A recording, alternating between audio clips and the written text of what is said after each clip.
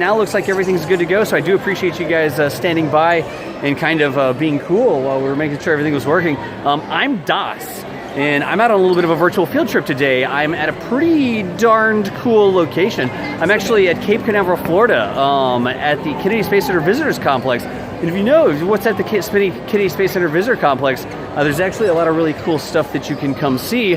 Nobody really wants to see me, though. The thing that everybody wants to see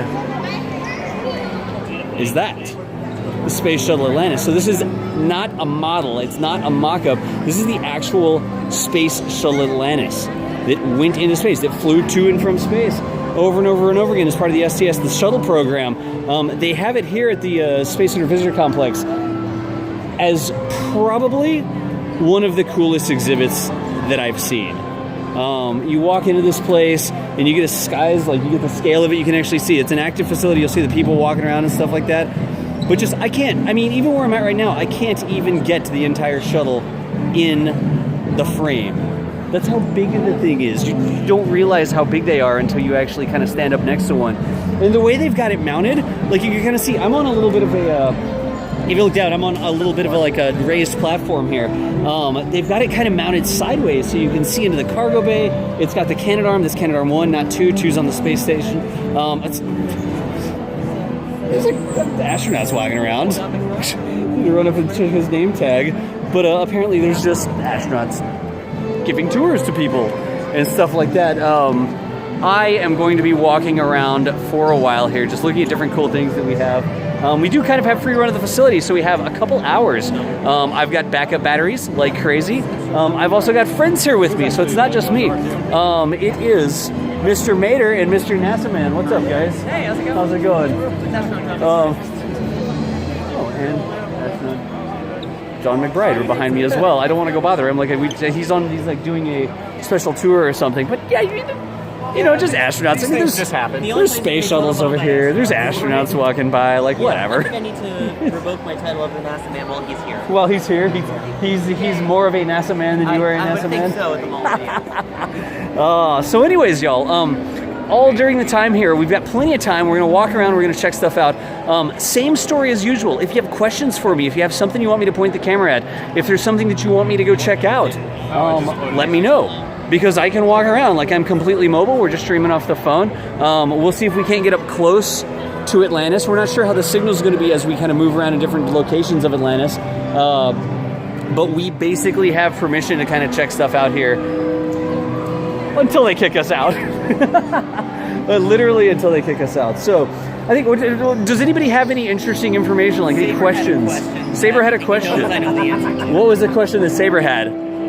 He knows the answer to. What is the angle that the space shuttle is displayed at? What is the angle that the space shuttle is displayed at? It is displayed Tell me what the angle that the space shuttle is displayed at. It is displayed at... He knows things. 43.21 degrees. Why is it 43.21? Do we know? 4, 3, 2, 1, liftoff. Really? I kid you not. I spoke to the people that designed the exhibit. That is that an actual thing? Gun Run. Is that real? Is Gun Run here too? What's up, Gun Run? But yes, no, I talked to the people that designed the exhibit, and I'm like, is that just a number that you made up? Is it actually 40 degrees? It's actually 43.21. I checked. It's 43.21 because yes. 4321. Really? Really? That's an interesting fact. So everybody, I'm actually going to run right quick down here and just show the angle. I'm going to get the entire space shuttle in. I'll be right back, guys. Because I'm completely mobile here. And hello, Bo. How are you doing? I'm going to try not to fall down the stairs as I go.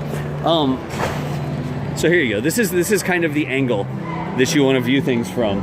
When you come in, there's a little bit of a thing that I can't tell you too much about. You actually have to come here to experience it for yourself. But you don't just get out of an elevator and all of a sudden there's a space shuttle. There's actually kind of a little bit of a reveal that occurs, and you walk in and all of a sudden you have this shuttle in front of you. This is not exactly quite the angle you get, but this is what we were talking about. When they were saying what angle is it displayed at, 43.21, I'm going to confirm that with some. This sounds like it might be an urban legend. Now that I'm away from the guys, I think that it might, I don't know, I'm going to talk to somebody that works here. But you kind of walk in, and it's not like the shuttle sitting on the ground. It's not like the shuttle like just there. It's actually kind of like in an action pose. It's got a little bit of a sidewards angle, and it's really cool because the cargo bays are open, the Canadarm is out, It's got this big screen in the background. If you can see I'm a terrible weatherman. There it is right there. It's got the big screen in the background that actually changes different views of the Earth and that sort of thing. The lighting in the building goes up and comes down. It's like a produced sort of experience. It's not just a shuttle sitting in a hangar somewhere, right? Literally the coolest shuttle exhibit that I've seen. Not that I have favorites or anything. So intrepid. But this is what they were talking about. The shuttle. I'm going to get out of the shot. The shuttle being at a little bit of an angle there. Not an urban legend, but you're free to check. I mean, I'd rather verify with somebody who actually knows. Action decides he needs to go and see this. He does need to go see this. You really do need to go see this. Let me read through the chat and see if I've missed anything else. So again, if you have questions, you didn't realize how large the RCS ports are on the nose. Dude, it actually looks like, timeout. RCS ports on the nose, that's something that I can deal with. Look.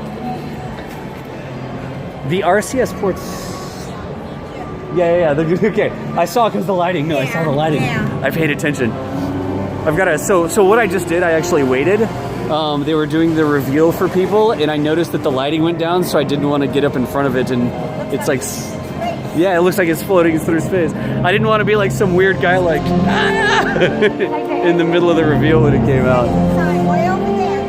But I mean, here in a second, look, like tons of people are going to come walking out of here. I'll show you, watch. Not quite yet. I'm not going to tell you too much about it. You have to come see it for yourself. You do have to come see it for yourself. No, are we good? I'll let them walk out. Let them walk out. That's fine. Was there no group? No, there is a group. Yes. People coming out the side here. I didn't want to be in these people's way. I didn't want to like mess up their sort of reveal for the shuttle there. So I backed up a little bit. It is awesome. I think it is absolutely awesome. But now that they're here, I can come over this way. So you're talking about the RCS ports. Like, check out the RCS ports here. The things are not small. These here, I could definitely stick my head in there. I could definitely stick my head inside of it. I probably wouldn't want to stick my head in there, but they're not small. They're not like little teeny tiny ports. I mean, it's moving the entire space shuttle. It has that good little bit of force. You don't just have these little teeny tiny nozzles or anything like that. But they are definitely big, and all the tiles and everything. Oh my gosh, look at this. I don't know what to tell y'all. That's cool. I'm scrolling through chat. I'm going to get some more questions. I'm going to get some more questions. There is a shuttle. There's a Hubble model back behind me. You're right. There's a Hubble model right there as well. Interesting because it's deployed from the space. From the space shuttle. What are we? No, we don't. Needs a tile raise for scale. Nice. I'm caught up. I'm back down to the bottom of the chat. They look basketball sized. They look Yeah, I'd say it's close to the size of a basketball. I would say it's not. It's maybe a little bit smaller. Like you'd have to deflate a little bit to fit it in there. If you make the trip out for the launch, one of the best things to do while I'm here, Solon, if you come down for a launch, you have to come by the visitor complex. You've got the visitor complex where you can see Atlantis and all the other cool exhibits here. Go by the Saturn V. Go on the bus tour. Right, because you can go with a visitor complex on a bus tour. I'm in somebody's shot. I'm going to get out of the shot.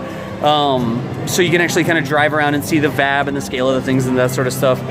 There's lots of cool places to watch the launch You can watch the launch here from the visitor complex. Sometimes they have sort of upgraded tickets where you can get closer. You can watch from the Saturn V Center, or you can watch from the 39 gantry, the viewing gantry, which is ridiculously close, just depending on dates and that sort of thing. There's a lot of free places you can see it from too. I've watched it from the beach, where you just kind of hang out on the beach and you watch the launch go from the beach. I mean, there's so many cool things to do, man. You have to come by the visitor complex, though. I'm still reading through. It's a tearjerker for you. Yeah, Bagel. It's really cool. It's really cool. And the door's open. Yeah, Steel Battalion. I'm not talking too much about the reveal, all right? I'm not talking too much about the reveal. I'm still reading through to see if we did anything else. Yeah, okay, cool. Whoa, that's a lot of H's. I don't know why all the H's were in there. I didn't actually see it. You were paneling for the tiles? Panel for the tiles. What happened to my sidekicks? They're up there. Gun run. Thank you for the 29 months. That's what that was right there. Thanks, dude. And everything else you do for us. 21 day bucket list. Dude, Bandit, you got to come down and see a launch. You really do. Let's keep going. I'm just getting caught up and make sure I've got anything. Have I ever been at Halover Canal? I don't know what that is. No, just needed some DOS love to support him. Yes, Bo, you have to come see cool things like this. Look at all these awesome things that we have in America. It's such a fantastic place to visit. Is the Hubble model 1-to-1 scale? Let's go ask. I'm going to go back up to NASAman and Mater up here. And let's see. I'm not sure if the Hubble model is 1-to-1. We have a question about the Hubble model right now. Do we know if this is 1-to-1? Is it like life size? I believe it's 1-to-1. Yeah? It's life size, yeah. So the Hubble model in the background there is in fact a 1-to-1 scale. Good question. Thank you, WWW. You know I'm live right now. That's why I can't answer the phone. Okay. We're actually streaming currently, so how's it going, man? What's up? Like people walking up to me while I'm doing this. My phone was just going off. I'm trying. I run you over with my internet, man. Let's see here. So a real Hubble could barely fit in your fist between the Hubble and the shuttle payload bay wall. Oh, you mean you could barely get any room in between the two? So, and again, it would be folded up like the solar arrays and stuff like that. But when they deployed it, let me see if I can't get a little bit more room here. When they deployed the Hubble, which is the space telescope, right? They actually had the Hubble folded up inside the cargo bay of the shuttle. They actually had to do a couple different missions like that, the repair missions and stuff. But whenever they deployed it, it went up there that way. We need to see the RS-25s. We'll get around to the RS-25s. Any other questions? I'm gonna walk over this way. Again, guys, this is like Twitch plays Das Valdez watching around a shuttle. If you guys walking around a shuttle, if y'all have something you want to ask, there's an astronaut, you know, just this dude floating behind me. If you have a question you want to ask, you have something you want me to go check out, like, ask me, tell me what you want me to go check out. We have a couple hours to do this, and I have like 60,000 milliamp hours worth of battery, so hopefully that should be okay.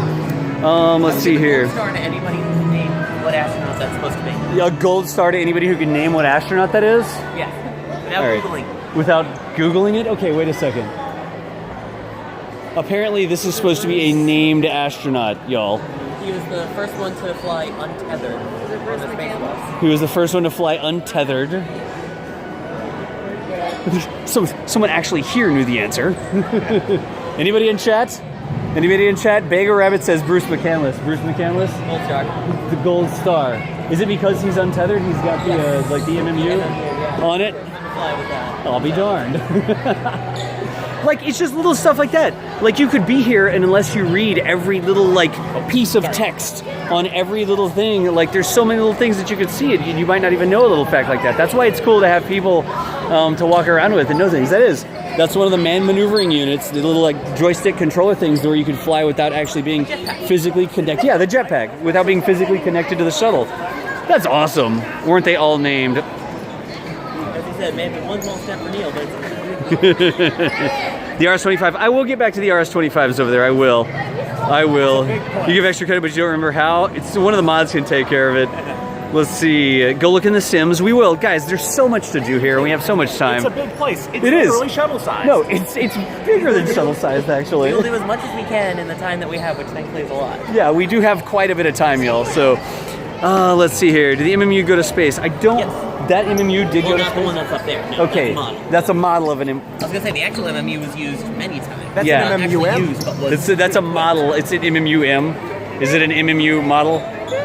Lockheed Martin test. There you Oh go. my gosh. MMUM. Really?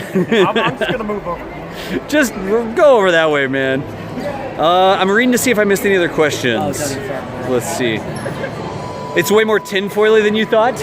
It's way more tinfoily. Is it Thermal heat shielding? blanket. It's a thermal blanketing, right? The thermal blanket Yeah, it's on thermal it blankets. Is actually, if it's the same one or the same type that was on the lunar module, it's not much thicker than aluminum foil either. It's probably really easy to like puncture. Yeah, You know- they have to be very careful when assembling it, not to drop anything to damage. To like make a hole in it or Puncture, something. yeah. The other cool thing that I see here are the grapple fixtures. So check this out. Look, on Hubble, right here. Bad weather, man. There you go. Chat's in the way, actually. This looks like a grapple fixture for the Canadarm. So the Canadarm has a special like end effector that'll be able to kind of like close down on that. It's a physical connection, and that's what they could use. I'm gonna go out on a limb here and guess. That's where they would actually grab using. Check this out. Time out. I'm gonna walk over here. Using. Whoops. No running, please, children. using the end effector. You see this right here? So that, you can kind of see up in there a little bit. You see the wires? Those wires will actually close down as that fixture kind of rotates around and grabs onto the end of that grapple fixture. So, make sure I got it in the stream. Yeah, I do. How cool is that? You can literally just walk over and look at the end effector of the Canadarm. That thing would grab on to this right here.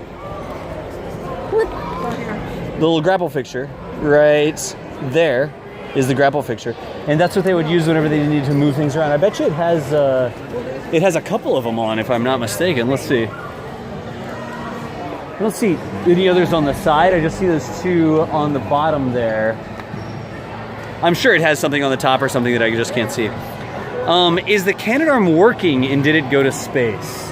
That is a good question. Does anyone know if the Canadarm that's mounted on Atlantis is the actual one that flew? Yeah. It is not. Oh, you're right. It's not. Okay, so the Canadarm that's mounted on Atlantis here is not the actual one that flew on Atlantis. I'm not sure where the actual one is, but good question, man. Thank you. Let's see. This is backward compatible. I'm still reading. Take it easy, Bremo. Be safe. Let's keep on going. You want to go to this museum? You've made up your mind you want to go to this museum and experience in person. Don't tell me. Tell the people that work here. Let me keep scrolling here. Carbon grapple points. Yep, they're carbon grapple points. I'm still reading to see if there's any other questions. Keep asking me questions, y'all. Feel free to ask. You want to see me do the shuttle simulator? Yeah, it is. The shuttle simulator is 2 floors below me right now. We'll make our way down there. Don't worry, Bagel.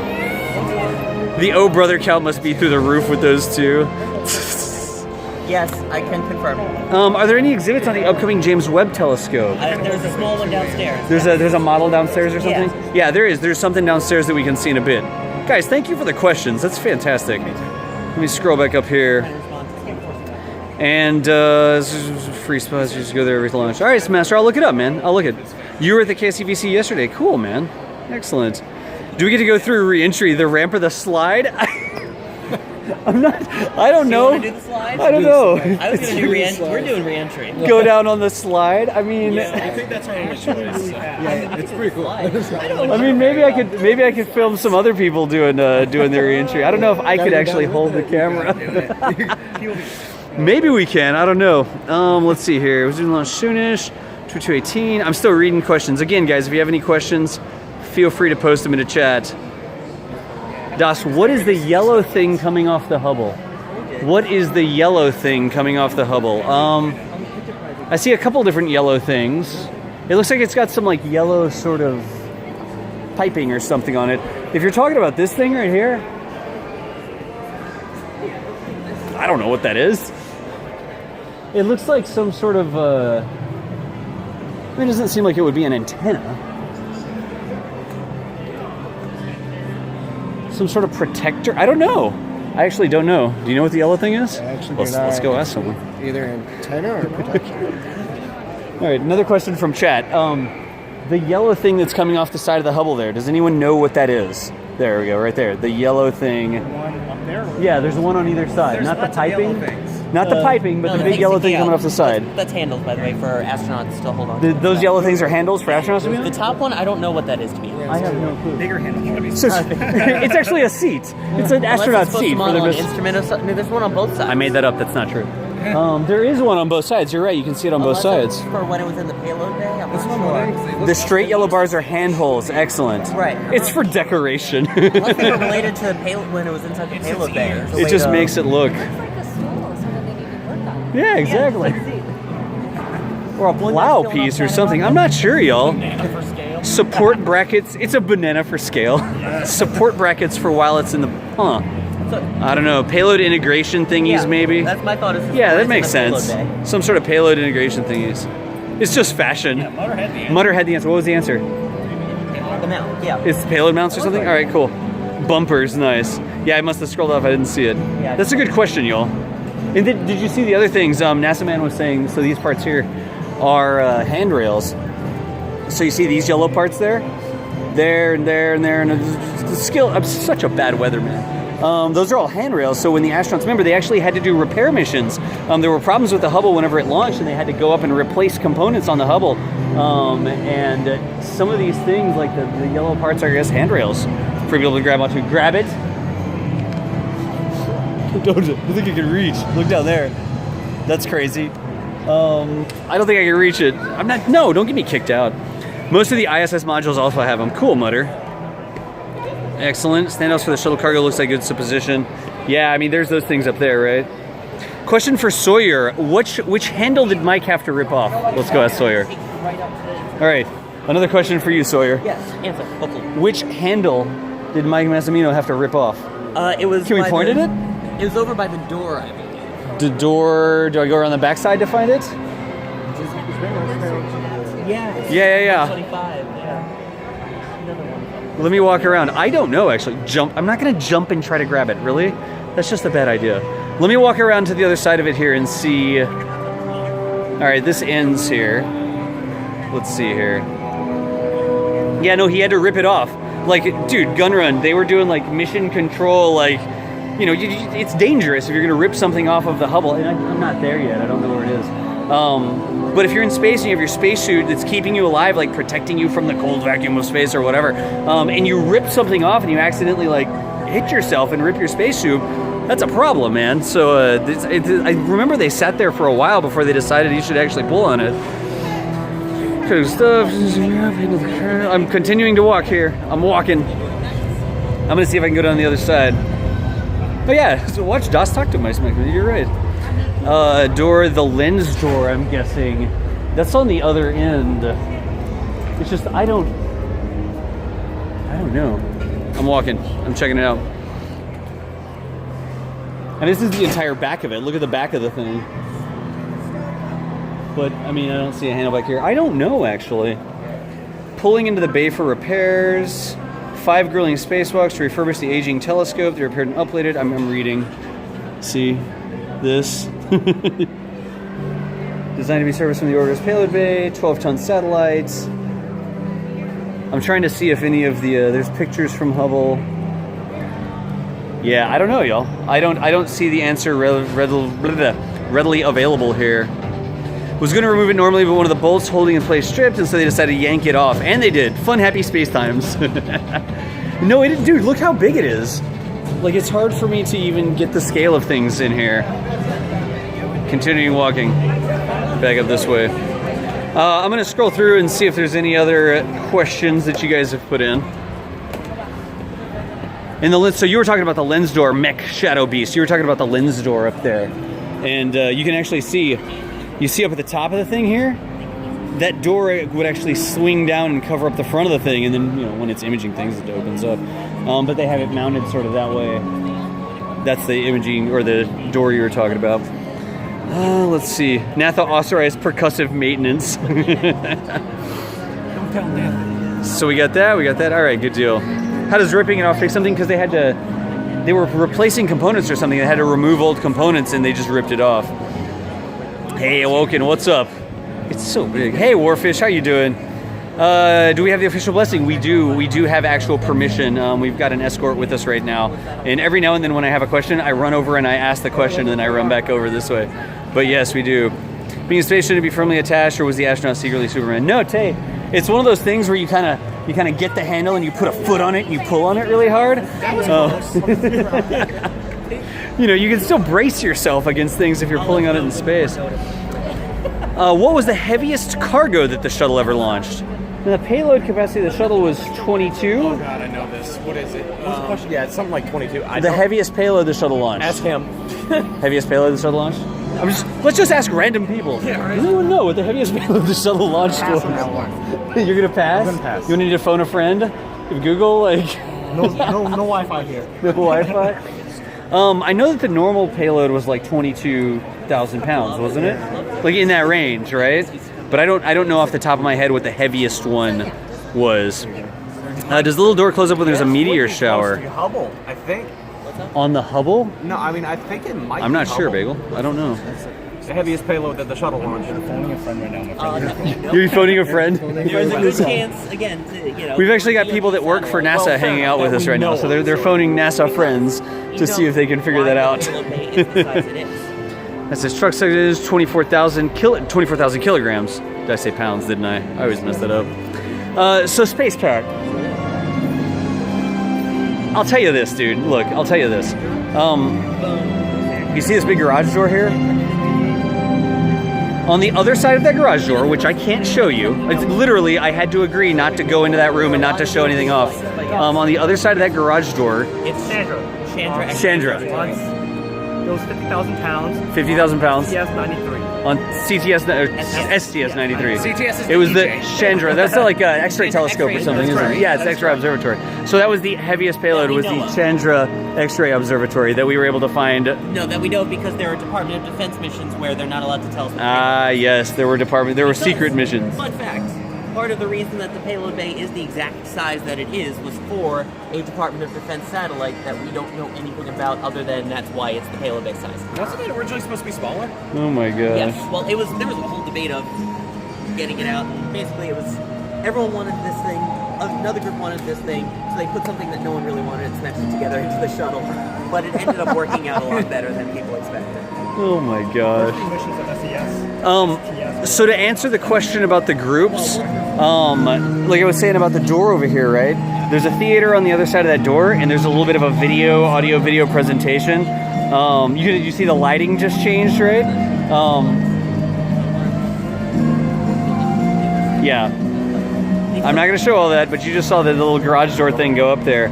That garage door goes up, and you're standing in there, and where there was a screen that you were watching something on, all of a sudden there's an actual space shuttle in. Ruin the illusion. No. I'm not saying anything about it. But you don't only have a certain amount of time in the room. It's not like, it's not like people come through there and then you have 5 or 10 minutes in here and then you have to leave.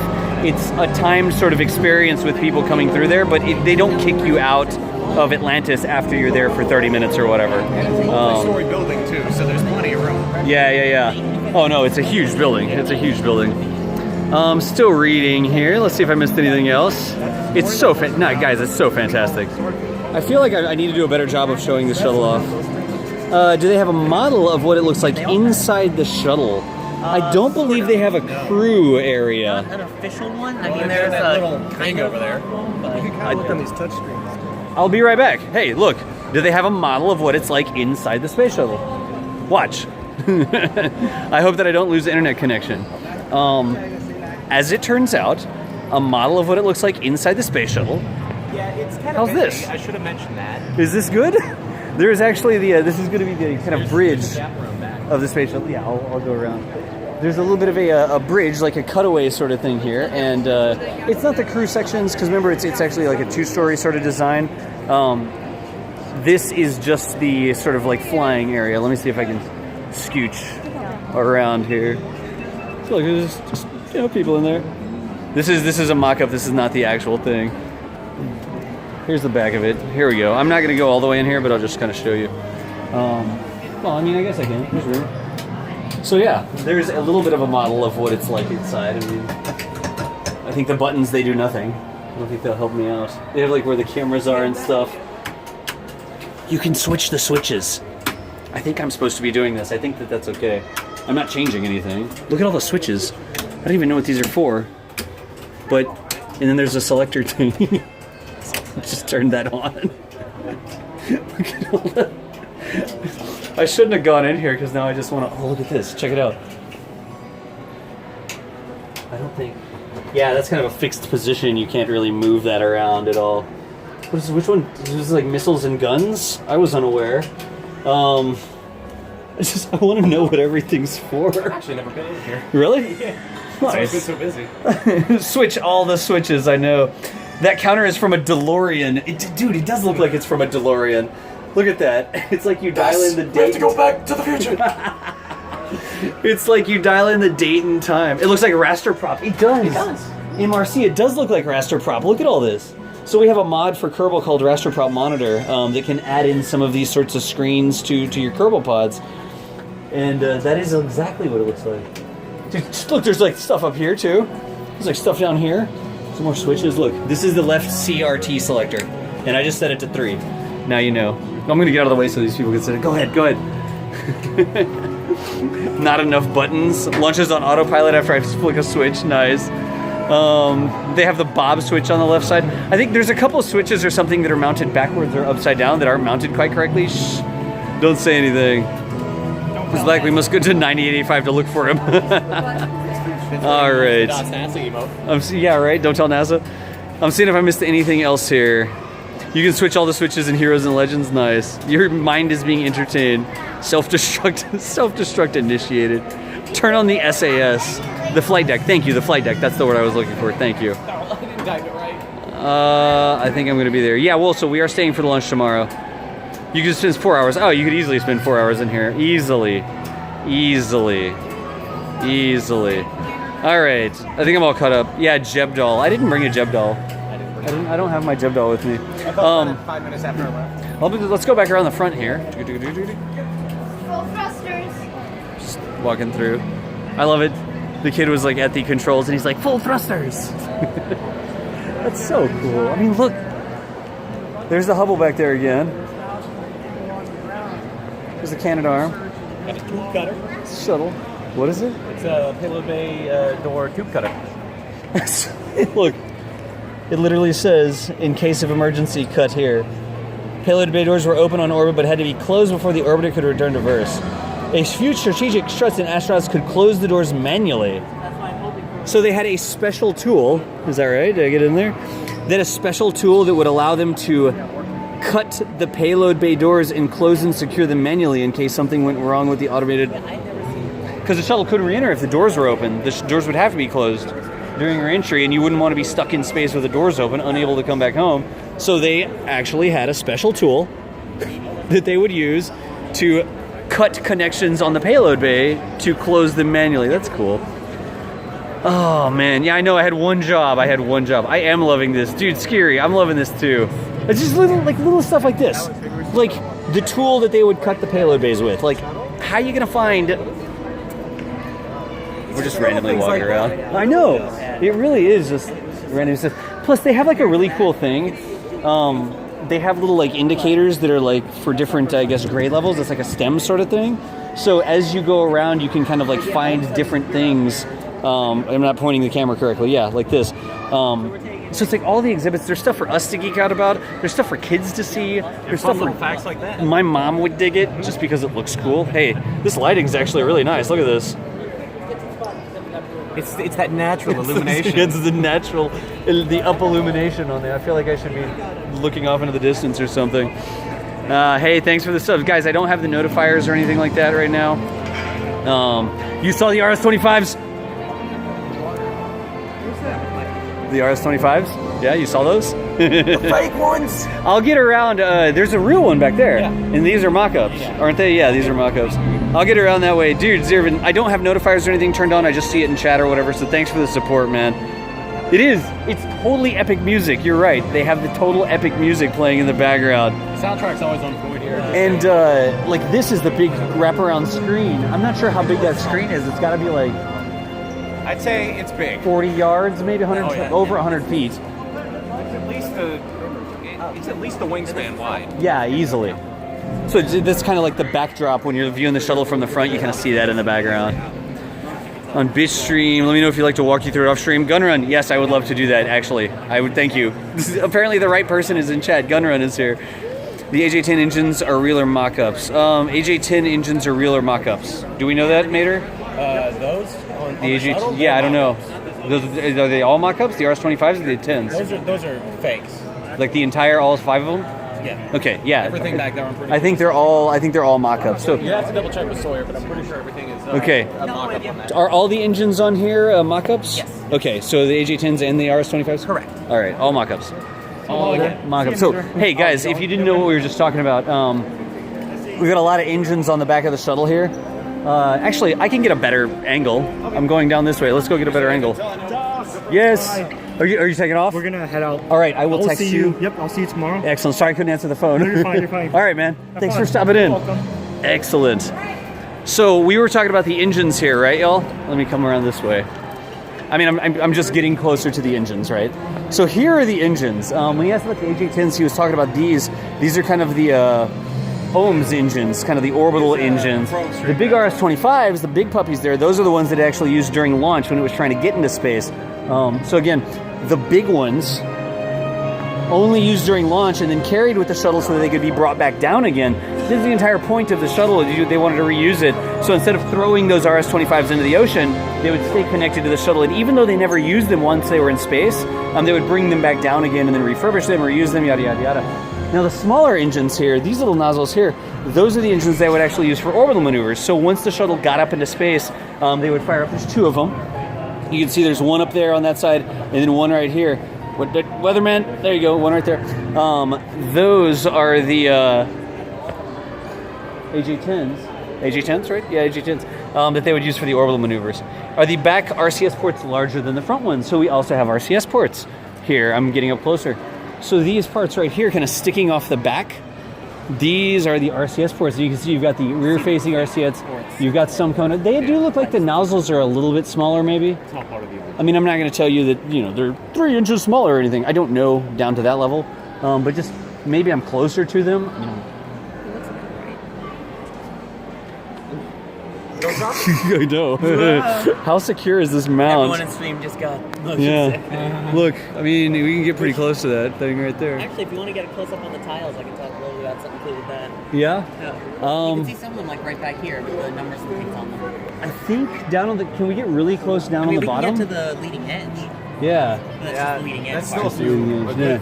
No, we're talking about the tiles here. You can actually if you look see... at the tiles, they've got the numbering on them. It's got all the letters and numbers and that kind of stuff. Yeah. That signifies what orbiter it goes on and exactly what spot on the orbiter it goes. Like, it's not like you just have a stack of tiles and you put them wherever they fit. Each one has to be custom put to its location. Custom fit in. So that's why you'll see, like the number, and then it'll tell you exactly where on the orbiter it's supposed to go and what it's supposed to do. And even just... I mean, these are actual tiles that flew. Do you see the edge of the tile? There's like battle damage. I mean, it's not actual battle damage. I call it battle damage because when I was a kid, I had the X-Wing model that you put the battle damage stickers on. You ruin it forever because you can never take them back off again. But you look, I mean, they're used. Look at the pits and cracks and stuff like that in them. That's... Which, some of the tiles you'll notice, especially as we go down and look at the belly, you'll see a lot of them have these little tiny holes in the middle. Right. If it has a hole in the middle of it, that means it has flown at least once before. Nice. Because that's what they use. They're waterproof, so that when they're outside, they, sitting on the launch pad, there's no real issues with it. The problem is, as it re-enters, all that blows away. Right. So what they do is they can re-inject it with that waterproofing material. Wasn't it like Thompson's water seal or something like that? It's literally like tubes of caulk that they just go into the... Yeah, and they also coat them with turtle wax, too. Turtle wax? I don't think... I'm joking. I think that part's made up. I don't know. Sorry. That is a joke. The creases on the tiles, are they relevant for aerodynamics? Do you mean the spots, the spaces in between the tiles? Is that what you're talking about when you say creases in between the tiles? I mean, of course, anytime you have like a surface that's not smooth, it will change the aerodynamics of it. Because for the spaces in between the tiles, they actually, for later missions, created gap fillers. Right. Especially after STS-107, where they could actually go out and they had a caulk gun type thing where they could fill in any damaged tiles. Right. So you wouldn't have to replace the entire tile. Or if it was just an area in like the gap in between, they could literally just slide the gap filler in. Ah, gotcha. Yes, excellent questions. Let me see here. Knowledge. Yes, dude. I'm a well of something. Liam Halo, this is the actual Space Shuttle Atlantis. This is the flown Space Shuttle Atlantis. We're at the Kennedy Space Center Visitor Complex in Cape Canaveral, Florida, and we've gotten permission to walk around and basically stream until they close the place today. So again, we're answering questions. I'm trying to keep up with chat. The amount of plugs on those umbilical ports. The amount of... Oh. Wait, is that what that is? Yeah, that's where they... Look at that. Oh my gosh. A lot of that is for when it's on the pad. I didn't even notice that. Look at all those... Dude. That's data and all that kind of information that they get. They have the telemetry on the pad, that kind of crazy. stuff. I didn't even... Dude. There's also access doors underneath that we can point out when we Yeah, go we up can. Yeah, we can. We can get the ones underneath. I didn't even notice this, y'all. This is the beauty of just having so many people sort of share the experience with us. The other thing, I'm like looking at the ports and I'm looking at these and I'm looking at... Do people realize that this isn't actually tile that's on the outside of the shuttle? That's it's blankets. Not shiny? Yeah, this part's blanketing. Yeah, because it looks like a so fabric. shiny and smooth on TV. It's not. It's actually this blanket material. Yeah. Y'all, I'm going to see if I can't flip around... let me see. I'm going to see if I can't flip around the camera. I hope that it doesn't mess up the stream, because sometimes it does. Let's switch the camera. Did you get the close-up? Oh, did you get the close-up? Oh, that's an RS-25 back there. I was gonna see if I couldn't get any closer. This is about as close as I can get. Right? I can't really get too much closer and I can't zoom. But there you go, Defiant. That's so cool. Yeah, Gaily Gals, I completely agree. Look at all that, y'all. It's about as close as I get. Stream go up and good. Thanks, Bagel. Thank you very much. That's just cool. And I can get, okay, here's this. Do you see this stuff up here? This is what Sawyer was talking about, Nasaman was talking about. This is actually like a blanketing material. It's not like a smooth, shiny, it's not like an aluminum or anything like that.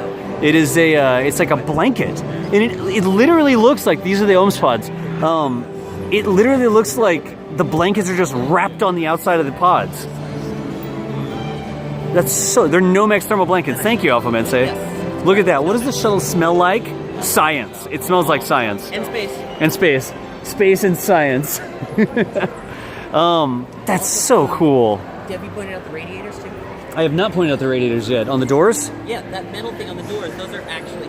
All right, can y'all see this right here? Those metal things on the doors, those are actually radiators. You see the gaps, right? Once it goes into orbit, that metal panel lifts up and raises up to help dissipate the heat. Yeah. You can actually, you can see the gap in between right there. You see how there's this shiny silver part on the top and then there's the actual door material? Because otherwise, if you were to do that, the heat would inside the payload bay would just gather up too much and it would overheat the orbiter. When it was on orbit, they had to open the payload doors, right? Yes, they must be opened within the first 3 or 4 hours to get rid of that excess heat. Like if they got into a situation where they couldn't orbit them, they'd have to come back home. Immediately couldn't restart, open yes. them. Yeah, that's cool.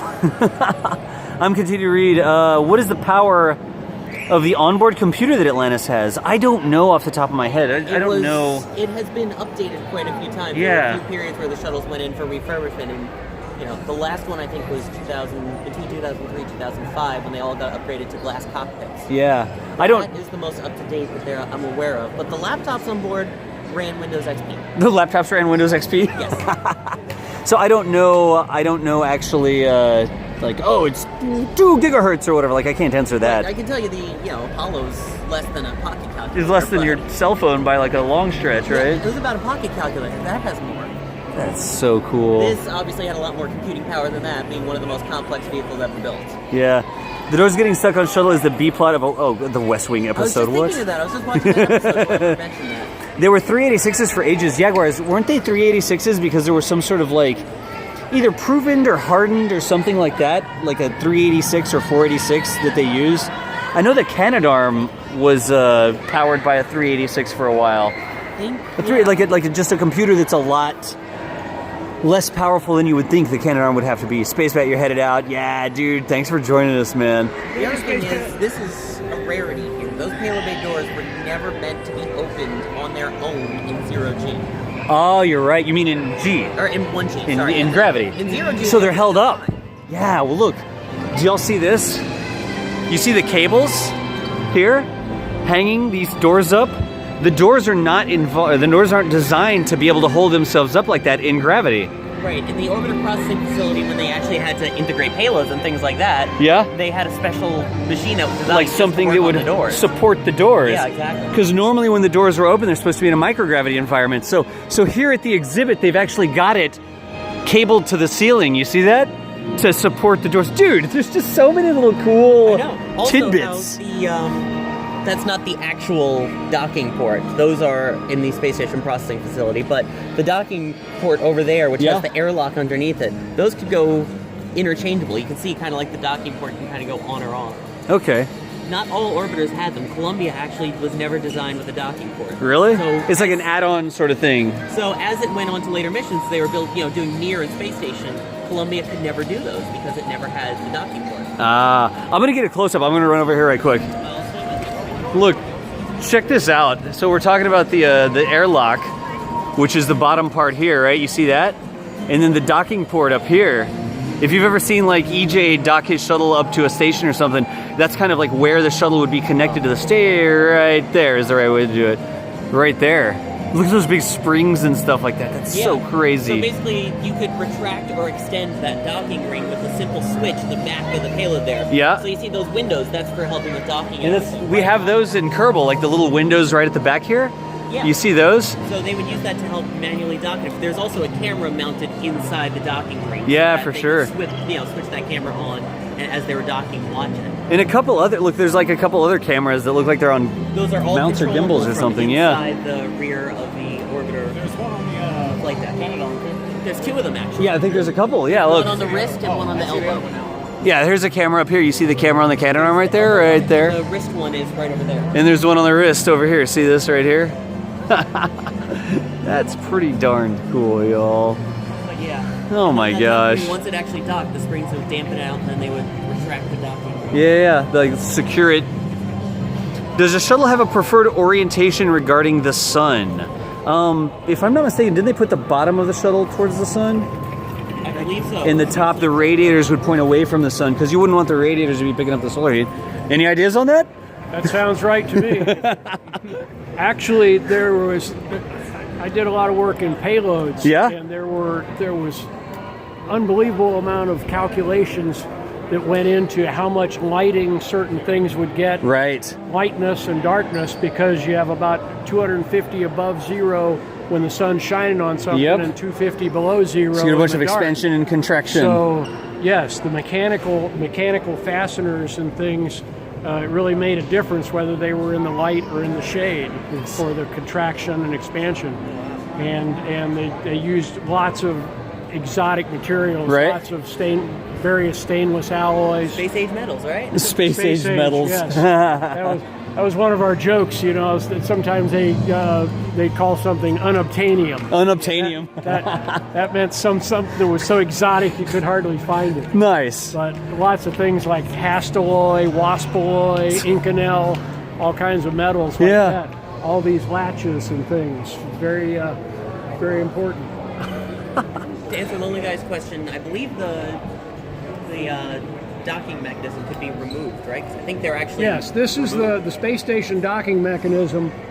The excuse me while I whip this out. The airlock was right about here. Right? So that's where the airlock outer hatch. The airlock itself would be inside. So that's where you would come out for a spacewalk. Right. But once they started going to the space station, they put the space station docking adapter on here.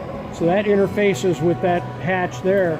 So to do a normal spacewalk, they just go straight back and you come out this hatch down at the bottom. Right? Or when you dock on the station, going this way, once you're latched in and once the pressures are equalized, open the hatches, then just kind of float through this tube and out this tube. Up there into the space And station, then yeah. just use the Quest airlock if you need to go out from there. That's what it says. Nice. That's cool. Thank you very much. I appreciate We it. were talking about the cameras for, Yeah. for grappling on the arm. Yeah. Kind of interesting to see that thing right there. Yeah, is the a grapple grapple fixture. Yep. Well, you see just to the right of it, that's the target. Yep. So the displacement from the center line of there to the center line of the target is exactly Is the fixed amount for the effector, yeah. Yeah. So if you line that camera up on the crosshairs to go onto the target, and the camera's right there. Yeah.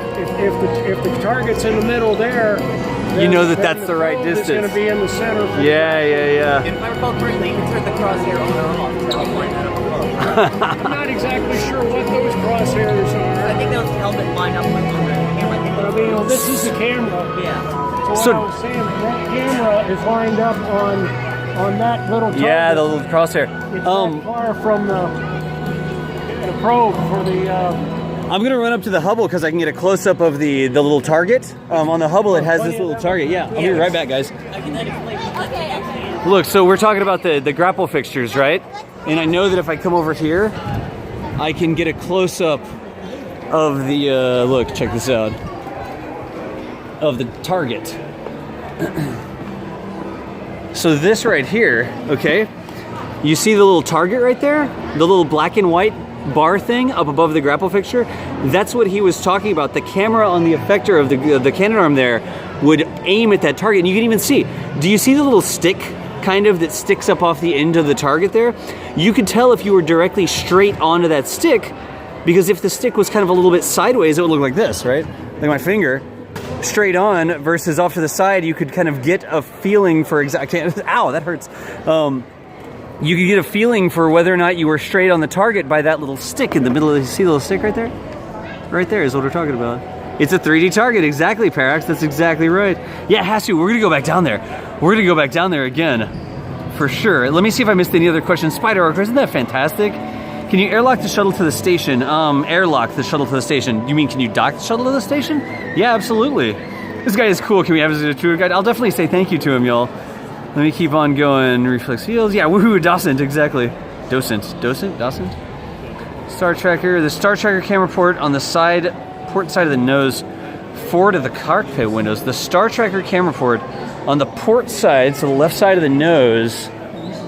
I mean, yeah, since I'm up here, let me look right quick. And then we'll go back down to the guys. Karen, is that what you're looking for right there, man? That's on the port side of the nose forward of the cockpit windows. I see 2 indentions there. So hopefully that's what you were looking for. Shuttle looks fuel cells, that's correct. When the airlock docking port is mounted, was it permanent? Could it be removed? They said it could be removed. Good question, Lonely Guy. Preferred orientation, we got that one as well. I was trying to point at the camera. I'm okay, Forlord.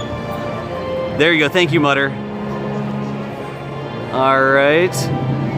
Harry, thanks for the resub, man. They need to start putting Communicron 16 in the middle of your docking ports. All right, are we good? When you see that target, the ISS cannon grab something. Yep, exactly. In fact, there's a free, there's like an online simulation you can do where you have to grab things with a cannon arm, and you actually have to move the cannon arm around correctly to grapple those fixtures using those targets. Schedule for a docking port. Okay, cool. I think we've got everything there. Is my internet still up and stuff? Let's walk back over this way and talk with the guys again. This is the coolest thing ever. I'm not even sorry about it. Yeah, what do you got to send people on? All right, we have returned back again. Greg was the name of the private astronaut in that conversation. Excellent. So you were going to talk about, what were you looking at? The thing with the targets? Thing that the targets were on. Yeah. Anybody know what that is? Yes, I know what it is, but I don't think I'm eligible to answer. The thing that the target is on? So you have the cannon arm, right? And then there's another thing over there. Yeah. Yes, that's a after the Columbia accident, they realized that it wasn't possible to externally survey every bit of the shuttle. Right. Basically, Columbia went into orbit with a hole right down there in the leading edge of the left wing, and they flew around their entire mission. Yep. Not knowing that was there. Yep. Of course, as it turns out, even the most far-fetched things, I don't think anything could have been done. Although that week would have been a lot more stressful for them, I guess. Yeah, no kidding. But anyway, so they decided, well, if we get in orbit again, how do we know whether there's a hole in the wing? And they looked at where the arm could go to look at stuff, and decided that by putting an extension on the end, they could put a camera where they could actually get to... You have to see the motions he's doing here, like... They could actually get the camera to survey every single square inch of the tiles to check for launch damage, because that's what everybody worried about after that mission. So that's the extension. That's what that piece is an extension. Yeah. It's called the Orbiter Boom Sensor System, the OBSS. The Orbiter Boom Sensor System. So guys, just to summarize that, the arm here, right, could actually add an extension to it. This part that's in the background, you see it says Canada on it right there, and it has the 2 grapple fixtures. The arm could attach that to it, and then the arm could get into a position where, using that extension, it could actually see the bottom of the shuttle. So they could see all the parts of the shuttle, actually. So they could inspect all the different parts of the shuttle for damage that might have occurred during launch, to make sure that when it came back down again, it was secure from the re-entry heating. And it had both visible camera as well as, I believe it was infrared and other sensing mechanisms that they would do it the first day in orbit. It would take them a few days to get to the space station. Right. So day 1, they would pull out the OBSS, do an inspection, then they would dock, and they would download it so that everyone could review it. Yep. The day before landing, they would do the same thing. They would do another inspection of the tiles to make sure there was no micrometeorite damage or anything while it was docked to the station. Yep. Download that data, and if everything was good, down they came. Yep. And they also did, when they were approaching the ISS, they would do the backflip. Correct. Right? It was as a result What was it after called? The Picosat. something roll maneuver? It was, no, man. Rendezvous pitch maneuver. The rendezvous pitch maneuver. There you go. So as it would approach the station, the shuttle would actually do, I'm going to call it a backflip, so that from the station could actually observe the shuttle and further inspect it for damage or just things going on. Yes, they would have. They'd get a good view of the bottom. Yep. And they do massive amounts of high-resolution photography. Yep, that yep. would get downloaded to the ground for people to look at. Yep. When they did the inspection with the OBSS, it went through a pre-programmed movement series, so it wasn't somebody with a joystick going along each row of tiles. Oh, it yeah. It was actually It was like a programmed programmed routine. sequence that it would go So through. they could just be sitting on the can or something, and the thing would still. And you'd hear the thing going hours and hours. Yeah. And then people on the ground, highly paid technical people, would sit there and watch hours and hours of tile Yeah. after tile go by. Oh my gosh. Are you making a video for? We're your live fans right now. back We're home? answering questions live. So people actually ask questions right here. Oh, And what when does- we get what a does question, the internet want to know? yeah, and it's what does the internet want to know, Chad? Well, what's their favorite acronym? If someone just asked. Wait, what's your first name? My name's Kevin. Kevin. I'm Das. Nice to meet you. Josh. Chad, everybody say hi to Kevin for me. Everybody say hi to Kevin. There's about a 10-second delay, and we should see people start saying hi to Kevin. Okay. If they get us. When it starts to scroll, yeah, here we go. My name's Kevin Keenan. I'm a former engineer. Worked on the space station. Here you go, look. Systems. Kevin. I'm part of the volunteer docent program. Excellent. We get ex shuttle guys out here Yeah. to talk to people like you come around and this way. answer questions. There, the lighting's better. When I got you backlit, I couldn't see your face, but now I can see you. So we get to meet all the visitors and explain various things about the shuttle orbiters. Excellent. My partner is a Florida guy by the name of Bubba. Cool. Go figure. Nice. He worked in crew systems, worked with loading spacesuits and astronaut food, and working a lot with the crews. Nice. So between us, we think we can answer just about any question. So it's not just like random people that you got off like the side of the road or something. It's No, actual. exactly. What's Excellent. your I'm Sawyer. Sawyer? Kevin. Yes. What's your name? David. David, nice to meet you. Everyone It wants sounds to. like you're a mega space geek anyway, and I'm a. could probably hold down a job here pretty good. I'd be happy to do it. That's my resume along. Well, I do an internet radio show called Talking Space, so I'm a member of the press. So I've been down here for a Really? bunch of shuttle launches and covered them. Yeah. So as a result, I have to learn a lot about shuttle. And I'll have to tune in your podcast sometime. I mostly just listen to vampire stories and other weird podcasts like that. But that sounds really good. So everyone wants to tell you thank you Oh. and say how cool you are. Thank you so much for like answering questions for us. 230 people very happy. Yeah, exactly. This is almost the ideal job. I mean, when all of us used to work out here, Yeah. it would be really practical, but people used to say this is a job that they would do for free. Yeah, for Because sure. working on the shuttle, working on this stuff every day, Yeah. like where I worked on was space station cargo, and so we worked on all the space station modules before they went into orbit, and it's a job you would just about do for free. Yeah, for Otherwise, sure. you can't pay the rent. But Plus, it's air conditioned in here, which is pretty. yeah, In South definitely. Florida, that's like a pretty big. So now that I'm retired, this is almost the perfect job. Nice. Although it's a volunteer thing and there's no paycheck, that would make it that much better. Excellent. It's an awful lot of fun. Well, thank you so much for the help. Like, I was like, chat. If you guys have questions, we're still mobile. We can still go around and do whatever we want. Have you been out to the Apollo? We've been out there previously, but not on this trip. Yeah, we're inside. We're inside here You're today. going to do that on your live chat? If they want us to, absolutely. Well, I think they should want to. I'll log in and vote for it. Excellent. Thank you. Did we know how much thrust the shuttle produced with the 3 engines? My statistic is I know that at liftoff, the SRBs were 80% of the thrust. In the main, the RS-25s are 20% of the thrust. But I don't know the number in kilonewtons or pounds or whatever. Would you like to come and meet Bubba? Let's go ask Bubba.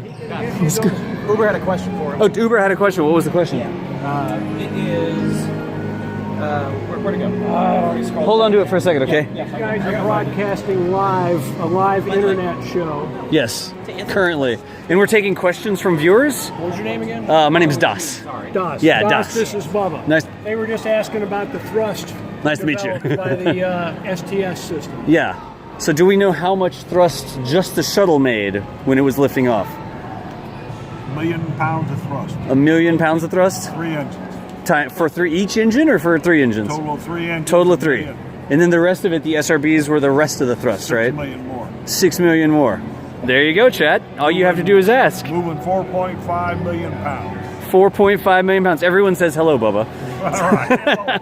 I mean, I'm not kidding. It's actually live. Like, people ask us questions and it appears there on the screen. So, All right. yeah, so we're kind of like walking around and somebody asked us to point at the, the umbilical connection. So we run over and point at the umbilical connections. It's a kind of a virtual field trip we're doing. So, Great. yeah, it's a lot of fun. Chat, any other questions? Put some more questions into chat if you have them. What was the other one that... Gene had a question for you, Kevin. Yeah. It was, Yes, this is my real hair. since you worked in cargo, what was one of the more interesting cargo loads that you worked on? Node 2 and Cupola. They were launched together, and the Cupola was just an extremely cool payload. Yeah? Just because by being in there and poking your head up in it on the ground, you could just imagine what the view must be like. And now that it's been on station for a while, people have. I think Chris Hatfield played his guitar. Yeah, he did. I up saw in that. there. And so those two were launched together on one of our later payloads. And that one was really nice. That was one of the best payloads. Was that, is Node 2 Tranquility? Yes. They named it Tranquility? I always remember because it's a tranquil view from the cupola, so...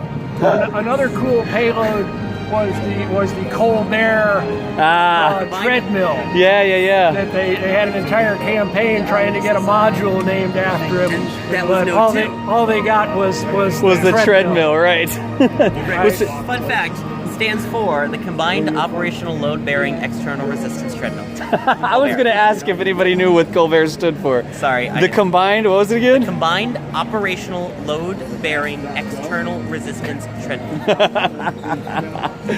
Oh, Dude, no. if there's a Space Geek Award, I would not really. There you go, man. Yeah, that was all STS 130, but then never. I think it was all. It is, yeah, it is some epic music they're playing for the screen. I was thinking the treadmill. It's probably NASA brand. It's probably a NASA branded treadmill. That's what I thought too. I have a question. Let's see. The Colbert, treadmill at the museum. Award show, nice. Let's see here. Were all the orbiters similar, or were there some orbiters that were trickier to work on than others, but that were more of a pleasure kind of thing? I think they were all identical enough. They were not identical. There were differences. And my experience with them was pretty much limited to integrating payloads. But the people who worked with them, they knew all the. I talked to them about some differences. So there were differences, and the astronauts. Even the astronauts told about differences in some of the controls, some of the configurations. But they tried to keep them as identical as possible, just for continuity and just so.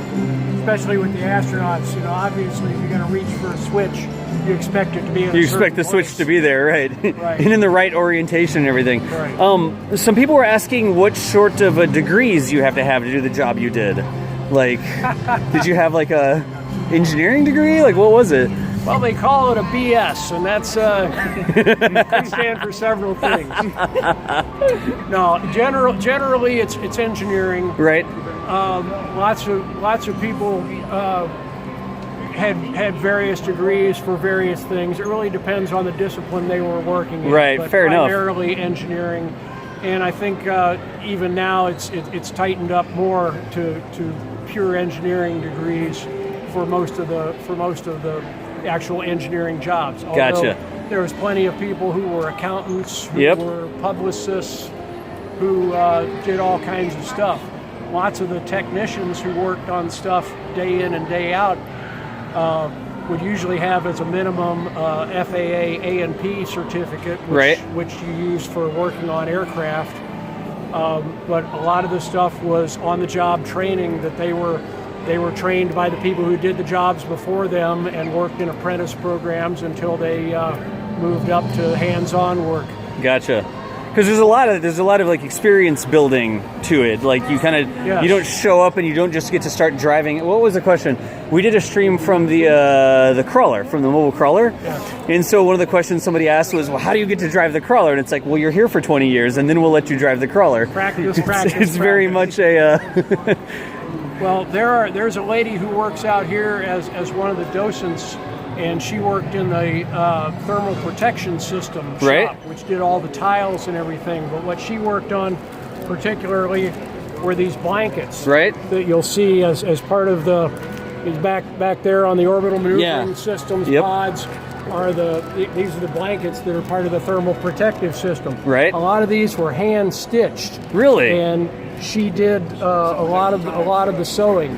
And a lot of times after a landing, when they would refurbish the orbiter, it would take things like that, one little broken stitch that somebody would redo by hand. God. There were so many skills involved in the thing. It's unbelievable. The tiles. I'm not sure which order you went around, but if you look at the bottom, We've been just running around like squirrels looking at everything. So. We're still on the upper level. Yeah.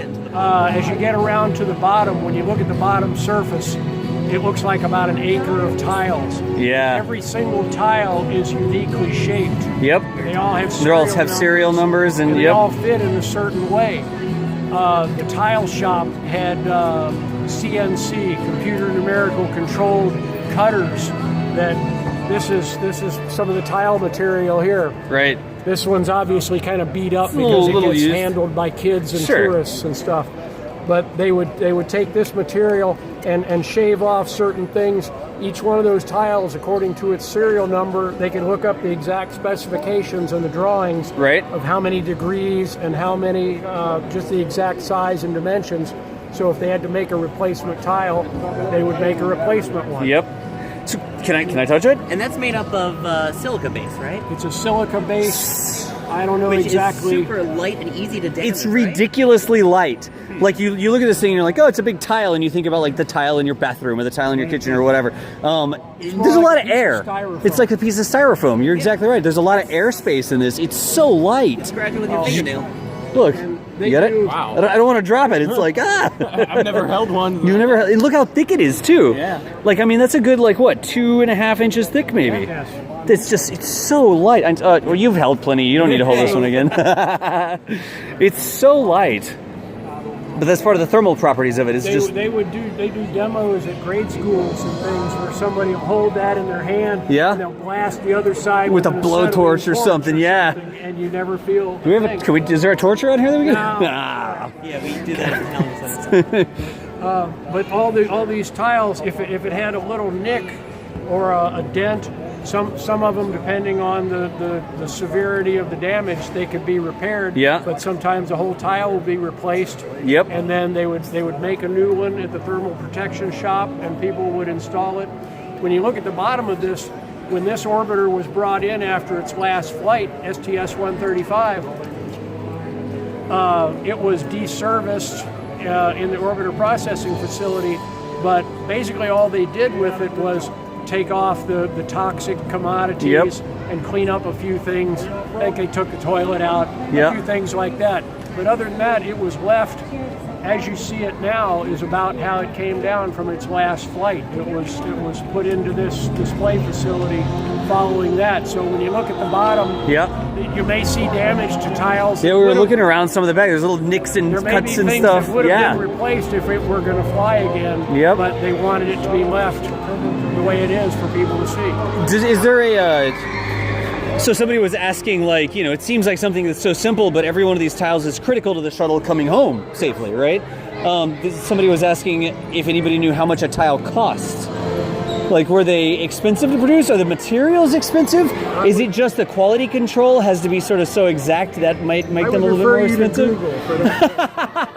He said he would refer you to Google, chat. There were a lot of problems when the system was first developed. Yeah. Anybody, probably people who are way older than you who might remember when the shuttle was first delivered to Florida. Yeah. It it was missing a bunch of its tiles Right. that just came off just from the jet flight. Sure. And it turns out that it was different humidity, different vibration things. They had to develop a different type of backing and different types of adhesives. Yep.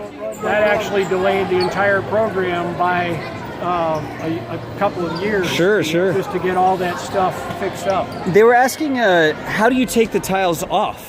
Like if they were replacing a tile, would they like, get in there with a crowbar and like pop it off, or was there like a special NASA tool? Do we know? I think they would hook up something to it? suction cup sort of thing to grab it with. Right. And then He's like, the tiles weren't payload. Why are you asking me this? Like, it's okay. It says dosage. it says I dosage. can answer your question. There was some material called gap fillers. Right. It's kind of a little shim that went in between. Right. In the gaps. They would pull those gap fillers out, and then that gave you a little Gave you room on the edge to grab it. And exactly how they debonded the material, once again, I'm not sure. But, Yep. come back next week and I'll have an answer for you. There you go. After Columbia, they started bringing those up and teaching the astronauts to do them on spacewalks to bring up the. We just had another school group come in, y'all. So it's going to be a little bit louder for us for a minute here. There was some that came stampeding in. Really? Their butts were on fire. I like it. They all have like matching shirts on, so you can tell like, oh, that's a group clearly. Like, oh man. All right, so let's see here. This place is kind of like I Love Lucy at the chocolate factory. You know? Every 12 minutes that door opens and a whole flood of people come in. And, we get to meet a whole bunch of new friends. Yep. The fellows are probably more excited than the class. Yeah, we are pretty excited about this. We are pretty excited. Somebody's got a good question, I'm sure. I know this. I'm scrolling through. Favorite acronym? Favorite acronym? As of now, it's the Colbert. It's the Colbert. Which I would have to look up, but I couldn't even repeat that. There are so many acronyms, you know, and there are acronyms that are made up of other acronyms. Acronyms that are think of any like right recursive now, acronyms. Yes, back in my active duty days. Well, because it's just like any field. It's very technical and specialized. Yeah. And in order to say to say the entire names of various things, I mean, probably everybody in all of their walks of life has different acronyms and shortcuts. Sure. That they OMG, LOL. Yes. Yeah. I mean, if you're talking about rocket fuel, you don't want to say unsymmetrical dimethylhydrazine Right. all the time. You know, you come up with a shortcut. RP1. So, yeah. Well, no, that's actually one of the hypergols.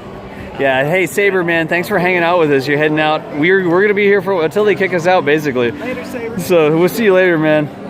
Let's see here. I'm strolling through some more questions. You guys didn't get to see the SpaceX launch yesterday. We'll be here tomorrow, so we're here down with all of our equipment because we were going to broadcast the launch, and so it got scrubbed. So now we're here till tomorrow, and we'll see how the weather is. But well, I'm a meteorologist. I would say don't unpack your stuff. Don't unpack your I stuff. was so surprised yesterday when they started fueling. Yeah, no, so were Usually we. They don't start fueling unless they're pretty serious. Yeah, exactly. And where I was at, it was raining like crazy. We couldn't even get our equipment out of the cars because we were getting poured on. But it's all localized thunderstorms. Yep. And it could be raining in Titusville and clear on the pad. Yeah, I know. Yesterday they got scrubbed because there was a lightning strike. The lightning rule got violated. So Well, they learned early on in the space program that I'm sure probably some Chinese guy discovered this many centuries ago, but lightning and high explosives. yeah, lightning really don't explosives. Yeah. Apollo 12 got hit by lightning Yep. during the ascent phase, and they were trying to decide whether to abort Yep. and punch out, and it turned out they just had to reset some circuit breakers and everything was fine. John Aaron's Yep. SCE to Ox. Yeah.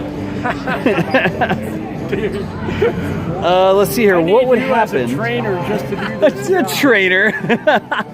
There are some people here that know far more than I do, and I follow them listening to their descriptions of things because you know, every time I hear somebody give a tour around here, I learn a little something more. Yep. So I'm always open to learning new things. That's the best thing, is just to surround yourself with people who have all sorts of interesting facts.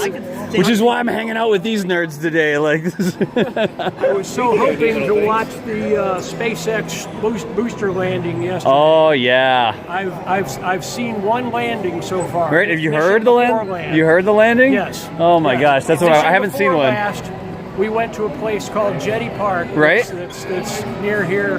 It's not the best place to watch a launch, but it's very good to watch The a landing?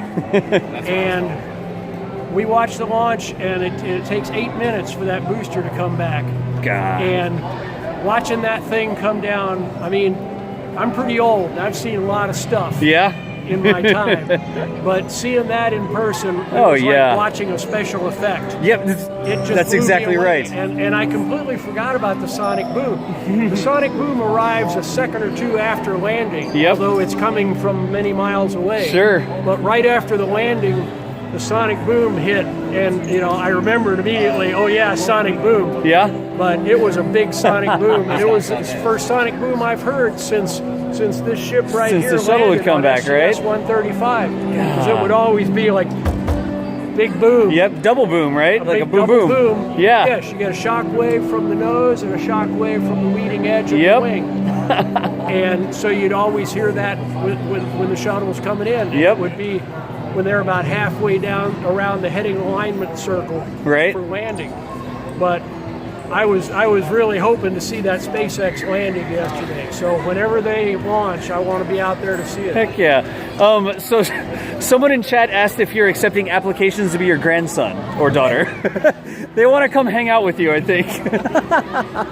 Well, kind of a funny story.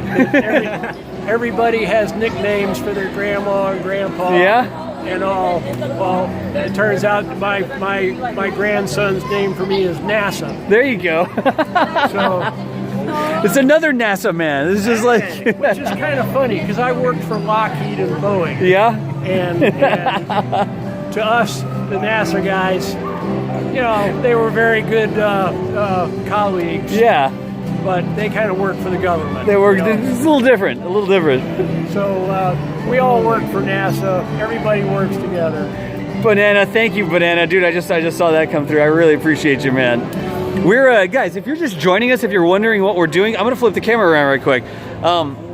If you're wondering why I'm standing around here and who we're talking to, we're actually broadcasting live from the Kennedy Space Center Visitor Complex. We're in the Space Shuttle Atlantis exhibit right now. So they've given us permission to come through here and kind of do a virtual field trip. We have, I think, like 2 more hours. We're mobile all over the facility. I'm streaming from my phone right now, and we can run up and check out Atlantis if we want. There's a Canadarm is up above me.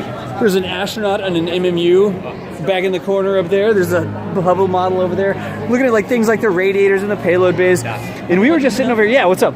Since we're just on the payload bay right now. We're talking about payload There's bay.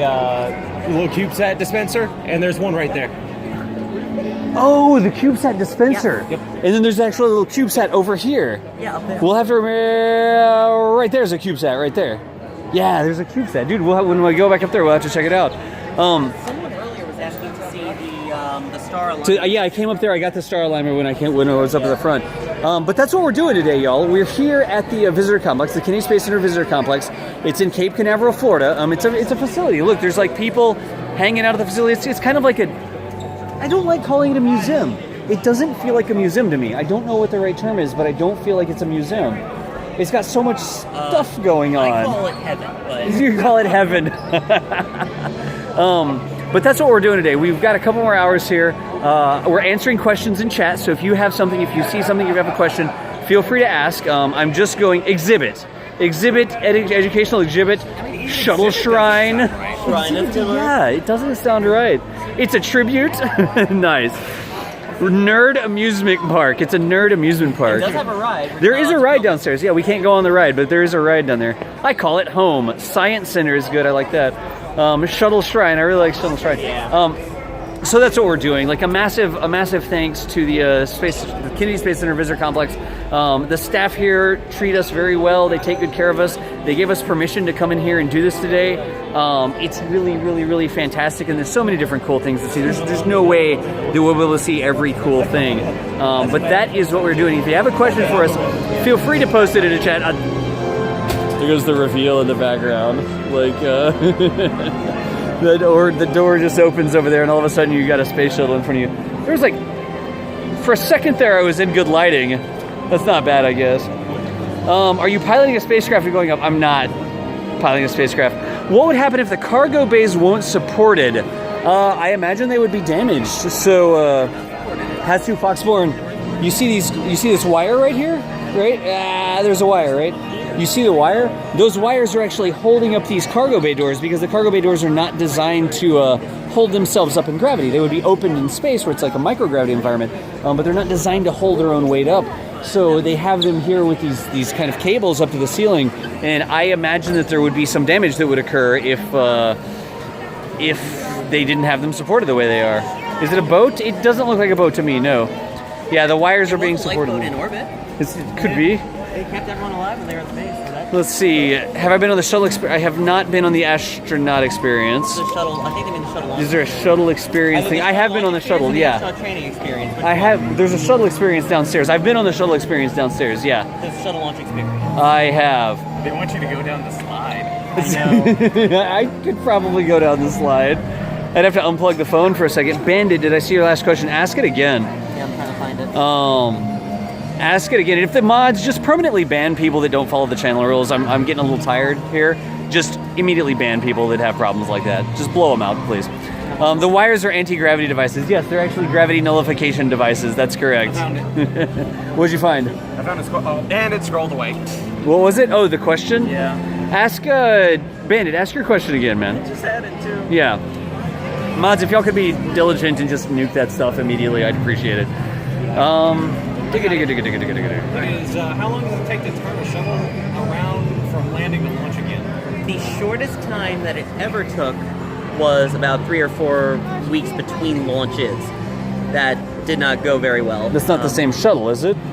Or is that a single shuttle, or is that two different shuttles? I'm not sure. I think it was different ones. I think it was Columbia, and then the next mission was unfortunately STS-51L. Yeah. But after a while, they were usually between launches. It was at minimum 3-4 months, and then they would alternate between orbiters. Right. There are times where it would go a year without flying a certain orbiter sometimes. Yeah, gotcha. There is good no question. exact answer. Yeah, that is a good question. Bandit, good question, man. Good question. Very good question. Go sightseeing, nice. Introductions? It's introductions. Ionic Wake. What do you mean? Are these viewers? No, dude. This is NASAman here in Mater. Hi. Viewers. I mean, I guess y'all have watched my stream before, but they're not viewers. They stream too. Like they're on the crew for KSA here. He has a sword, and I'm just the pleb. Yeah, sorry. Is this Mater? Yes, that was Mater. Can I steal his cap? I'm not gonna steal his cap. I know what it's like to have my cap stolen. So y'all, what do you think we should do now? Where should we head to next? Shall we go see the underside? He was talking about seeing the acre of tiles underneath. Yes. Don't forget the RS-25 and the Oh, we do need to go to the RS-25. Yeah, the RS-25. And then I can actually, I'll meet y'all at the RS-25 and I'll go by the CubeSat. Sounds good. I'm going to go by the CubeSat. I'll meet them at the RS-25. What sort of job do I have where that's a sentence that I can say? Let me just walk by the CubeSat right quick, and then we'll go back to the rocket engine. Here's the Hubble off behind me again. You see the Hubble up behind me? There's the MMU. There's little simulators. I'm not sure the simulators are really the best thing to stream. There's a shuttle back there, if you're interested in the shuttle. And so here's the CubeSat. This says that it's a Picosat. It's not labeled as a CubeSat. It says it's a Picosat. I'm not sure if there's a difference between the two. Let's flip the camera quick and see. This is the same thing we try to do every night. Try to take over the world. We haven't played the docking sim, no. There's a smaller James Webb model downstairs. The shuttles do have small differences, Hockey High. They do have small differences. We went over to the cockpit. There is a little bit of a cockpit that we walked through back there. Look, this is my hand next to this little satellite here, see? So just to kind of show the scale, that's about how big it is, Commander Crow. And they're calling it a Picosat.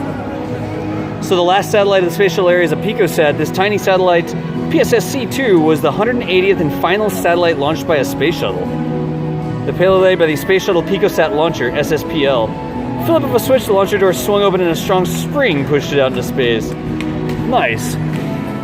So the Picosat launcher, I think, is up there in the corner. If I'm not mistaken, I think I'm pointing at it. That little sort of tan box, if I'm not mistaken.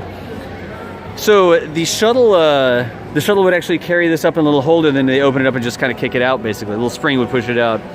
Huge hands confirmed, nice. I'm scrolling through. There is a memorial. Phoenix Snake, I completely agree with that. I'm not sure if we would have signal down there to get that one, but yes, I have walked through, and it is very sort of like touching. You know what I mean? I'm not sure if down in that area I'd have signal, though. We'll see. There's one way to figure it out. Walking. Oh, so there's like some. I guess they're not really VR. You control them with your hands. It's almost like a. What's the word I'm looking for? Xbox. Let's get me on here. There. All right, better. And I'm scooting over this way down the ramp again. Launch, but it's in the case. It's a model. It's only a model. Come on. All right, so this thing's cool. Let me just flip around this way. No, it's fine. Don't worry about me. By the way, did you answer the question about if the ISS launches CubeSats? No, I didn't see it. Oh, yes, the ISS does launch CubeSats. Absolutely. So here's the thing. Anybody know what this is? It's only a model. Shh. This one is. Anybody? This isn't a model. Yeah, this is not a model. This is a real thing. Yes, this is one of the real ones. This is a real thing. CubeSat for hands. Rumble machine hype. Look at this. I'm going to flip it back around so we can use the main camera. There you go. Oh, that's actually a little bit more zoomed in. Anybody know what we're looking at here? Chat? Go ahead and fire up what we're doing. It's not a V8. No. It's not a V8. Let's go down this way and see if it looks familiar to anybody. I mean, this is all the guts of it. It's not an espresso maker. This is the guts of it. And this over here is the bell of it. This is the RS-25, y'all. I mean, technically it produces water at the end of it, so maybe it could be like an espresso machine. Yeah, this is the real deal. This isn't a model. It's a hot water tank. It's a hot water tank. It's obviously a vector engine. Combine liquid hydrogen and liquid oxygen, you get water out of You got the subwoofer to my home theater system. You think you saw this on EJ's auto stream? Oh, man. Look at this, y'all. Here, let's go around and... This is my favorite illustration in the entire facility, where it says exhaust. It's like the exhaust goes that way, like that. The espresso bean burns the beans a bit too far. Look at that, y'all. That's cool. That is crazy. It didn't know it is. Look, I think it's actually lit inside, so you can see inside of it. I think it might just be the camera white balance. Oh, Yeah, there's a light on the bottom. listen to that. Y'all hear the echo? That's actually kind of cool. Chat, are y'all hearing the weird echo? Like, I'm in the exact center of the engine bell talking. The acoustics. You need some I sound don't panels. think you would all be standing here anytime. It is. It's just like a reflector. You're right. You can hear the echo. Y'all can hear it. What's the cube at the middle part of the part? Smashly. Wait. What was that? Time out. That was to connect the Echo. robot There you go. arm You for tweeted like- me. Thank you, Smashly. A lonely guy. What is a cube at the middle point of the cargo bay? That's the mount point or That's the one of the resting mount point points for the yeah. arms that it would lock into place for when it re-entered. Yeah, so whenever the arm was stowed, it would stick into that little position. It was kind of like a bracket for the arm. It sounds like you're in a bell. I wonder why. Maybe because I'm actually in a bell. Let's get out of the way here so the family can see as well. There's all sorts of like illustrations. The temperatures of the fuel. I guess the fuel goes from negative 243 all the way up to the exhaust. There you go, 6,000 degrees. You even got your commie units. They even have the communist units. I'm not sure we can say that on the stream. Inside the engine is 6,000 degrees Come on, F. it's an internet I thing. know it is. Oh my gosh. This is the temperature of the orbiter re-entry. Carbon at re-entry. 4th of July fireworks, just in case you were wondering. Here's where sand turns into glass. Come on, Brooklyn. Oh no. Take it back. You didn't hear that. Let's keep on. It's Ashley Rude. What's up, Smashley? We're doing this all day today. We have the permission from the Space Center Visitor Complex to walk around and sort of do a little bit of an IRL stream. So look at this thing, y'all. Now this, I will tell you right now, chat, I have been here with EJ, and EJ stood here for like an hour and talked about the engine. And he's like, oh, look at this, and look at this, and look at this. I mean, I can point out the turbo pumps, and I think there's actually 2 stages of turbo pumps, if I'm not mistaken. But EJ literally sat here for an hour talking about the RS-25, and this is like a real deal. I mean, I'm just trying to get a close-up of it. It's so complicated. It looks like you can't even do it. It is. It's actually a quad turbo, isn't it? Doesn't have 4 turbo pumps. It's got 2 smaller ones and 2 bigger ones. Fuel goes in, flight comes out. My synopsis. Look at all the little tubes and pieces and controllers and lines and oh my gosh. Sounds like EJ for sure. No, it really was. You know something? I wish that EJ was here so that EJ could sit here and do this. I will run the camera for EJ anytime. We're going to see if we can't do the same sort of thing out at Intrepid in the fall. We'll be back at the Intrepid Sierra and Space Museum in New York City, and we're going to see if we can't do a night at the museum walking around there. 2 high pressure, 2 low pressure turbo pumps. Yep, there you go. The only time American engines were better, those in German cars. Oh my gosh. Look at this. I'm just trying to get the whole thing. I'm just like pointing at it. Your first spark plug and feeling overwhelmed. Can you imagine having to change anything on this? There were 3 of these on the shuttle and they only failed with. I mean, there they are. This part here, look, guys, the bell here. And you can't, I mean, here, look at this. Watch. For scale, right? I'm a couple feet away from it. You see this? But I can't even reach it. Right? Look how big it is. I'm trying to stick my hand into it, and I can't stick my hand into it. It's too far away. Like, I'm trying really hard to touch it, and I can't. That's how big the thing is. And there's 3 of them on the back of the shuttle. You see the 3 right there? It's so, every time you do this, it's so hard to like get a sense of scale. It's so hard to show people how big this stuff is. I'm not short, I'm 5'10". 5'10", 5'11". It's so hard to get a sense of scale for stuff like this over the phone, over the Twitch stream or whatever. It's you know, like trying to lean into the engine. I can't get anywhere. But just flip the camera back around. That's cool. I guess you could do a timeout. Look.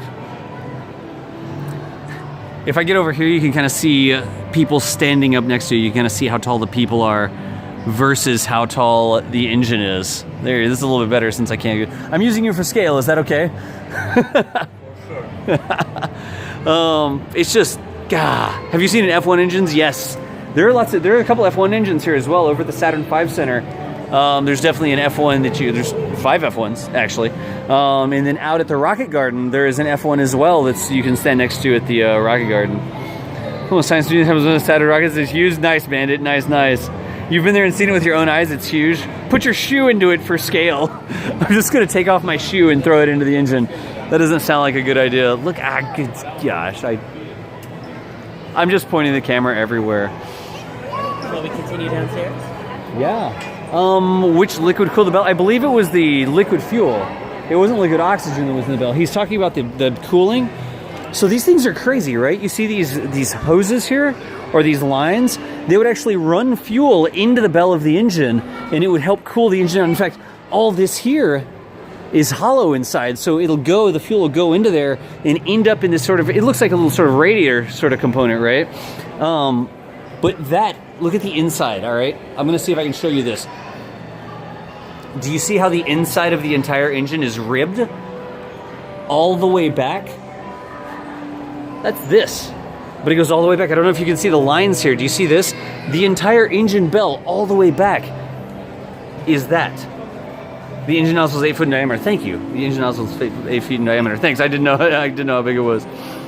Anyways, but that's right. They would actually pump the fuel through the lines there. The fuel would end up down here, and the fuel would flow back up into the engine because they're not just getting rid of it.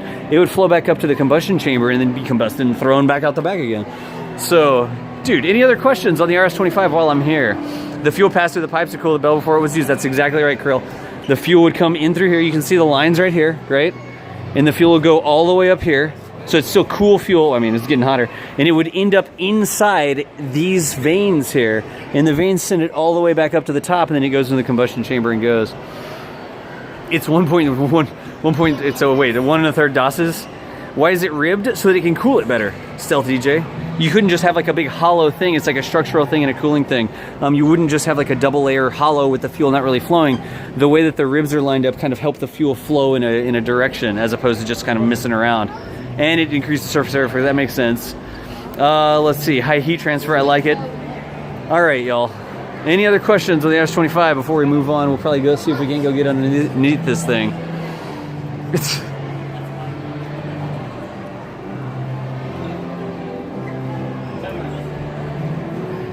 All right, if there's not any more questions, I will move on. I'm just standing and waiting for questions to come through. It's just such a cool piece of machinery, y'all. Flip back around here. You guys ready to... Let's re-enter. I guess it's appropriate for me to ask you if you're ready to roll.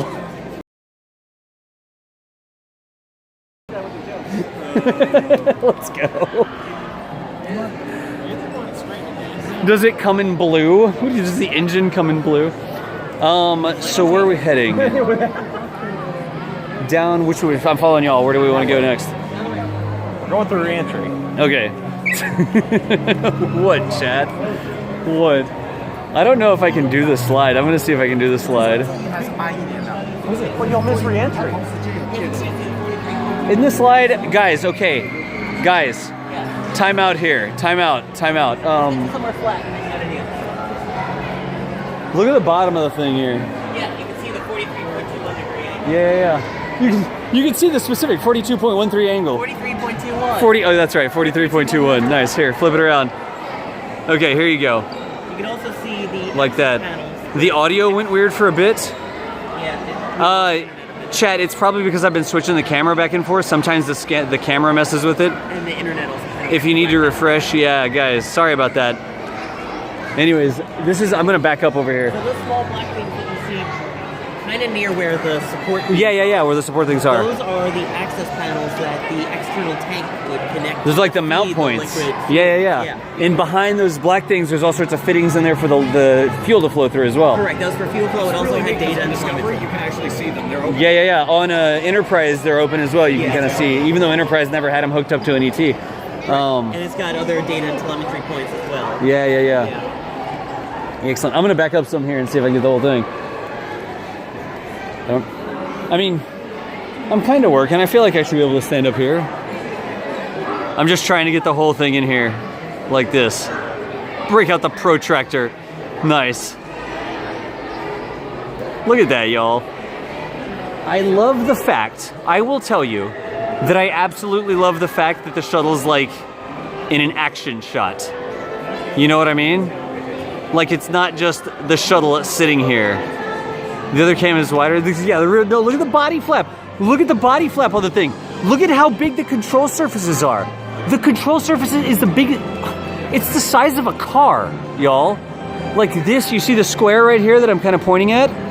That's literally, you could park a car on that thing, it looks like. I wouldn't be surprised. It's ridiculous how big that is. Just the scale of the thing. The body flap is... The body flap looks like, to me, it's slightly smaller than the footprint of a shipping container. You know, like a shipping container or something? So this is interesting. All right, Jaguars. Jaguar says that's surprisingly few mounting and suspension points for something of that size and weight. Jaguars, where are the 3 places it was connected when it went to space? It only had 3 connection points to the ET whenever it went to space. It's being supported right now at the exact same 3 points, man. So this shuttle flew multiple times with the ET and the booster strapped to it, only supported in those 3 points. Now it's just kind of sitting here. Its maximum dynamic pressure is basically, I don't know, right now, because it's not moving. And it's still at maximum, and it's still at maximum. It's using the same sort of mount points, which is really cool. Like if it could go to space with those mount points, it seems like this. Go ahead. Had to raise the camera up. It seems like that would make sense, right? Oh man. Hey, look, we have this too. Anybody recognize this from the Beam team? So the B330, they haven't launched one of these yet. This is actually very interesting because they've got a Dragon on the B330 here. This is the expandable module from Bigelow.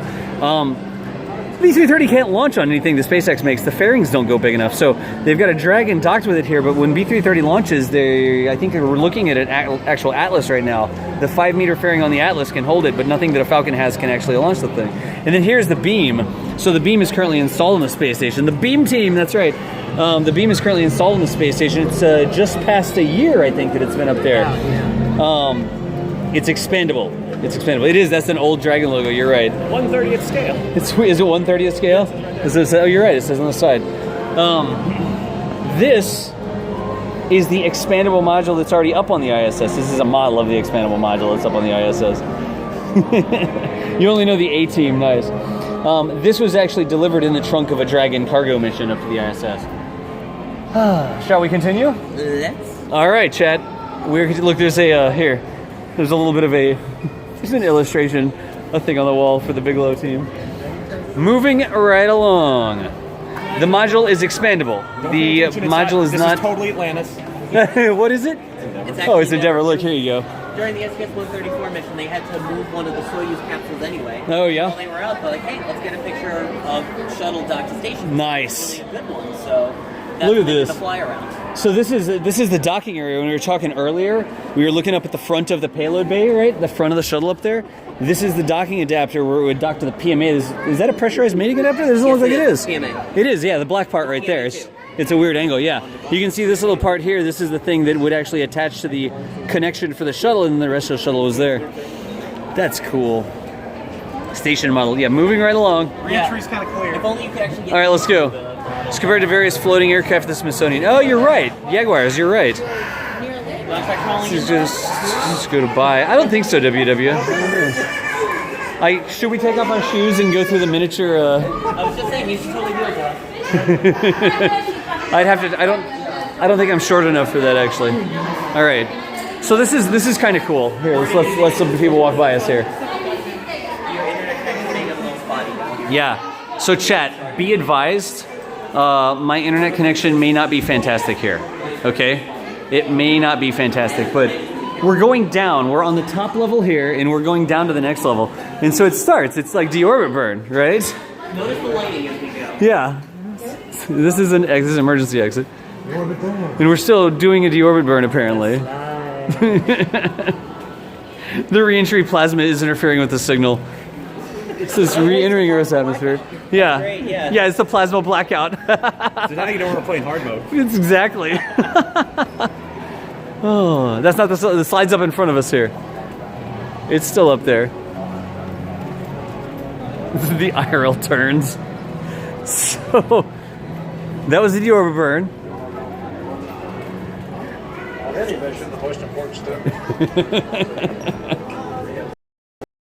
Should I go through this? You do it, you're going down the slide. They have a thing for S-turns, right?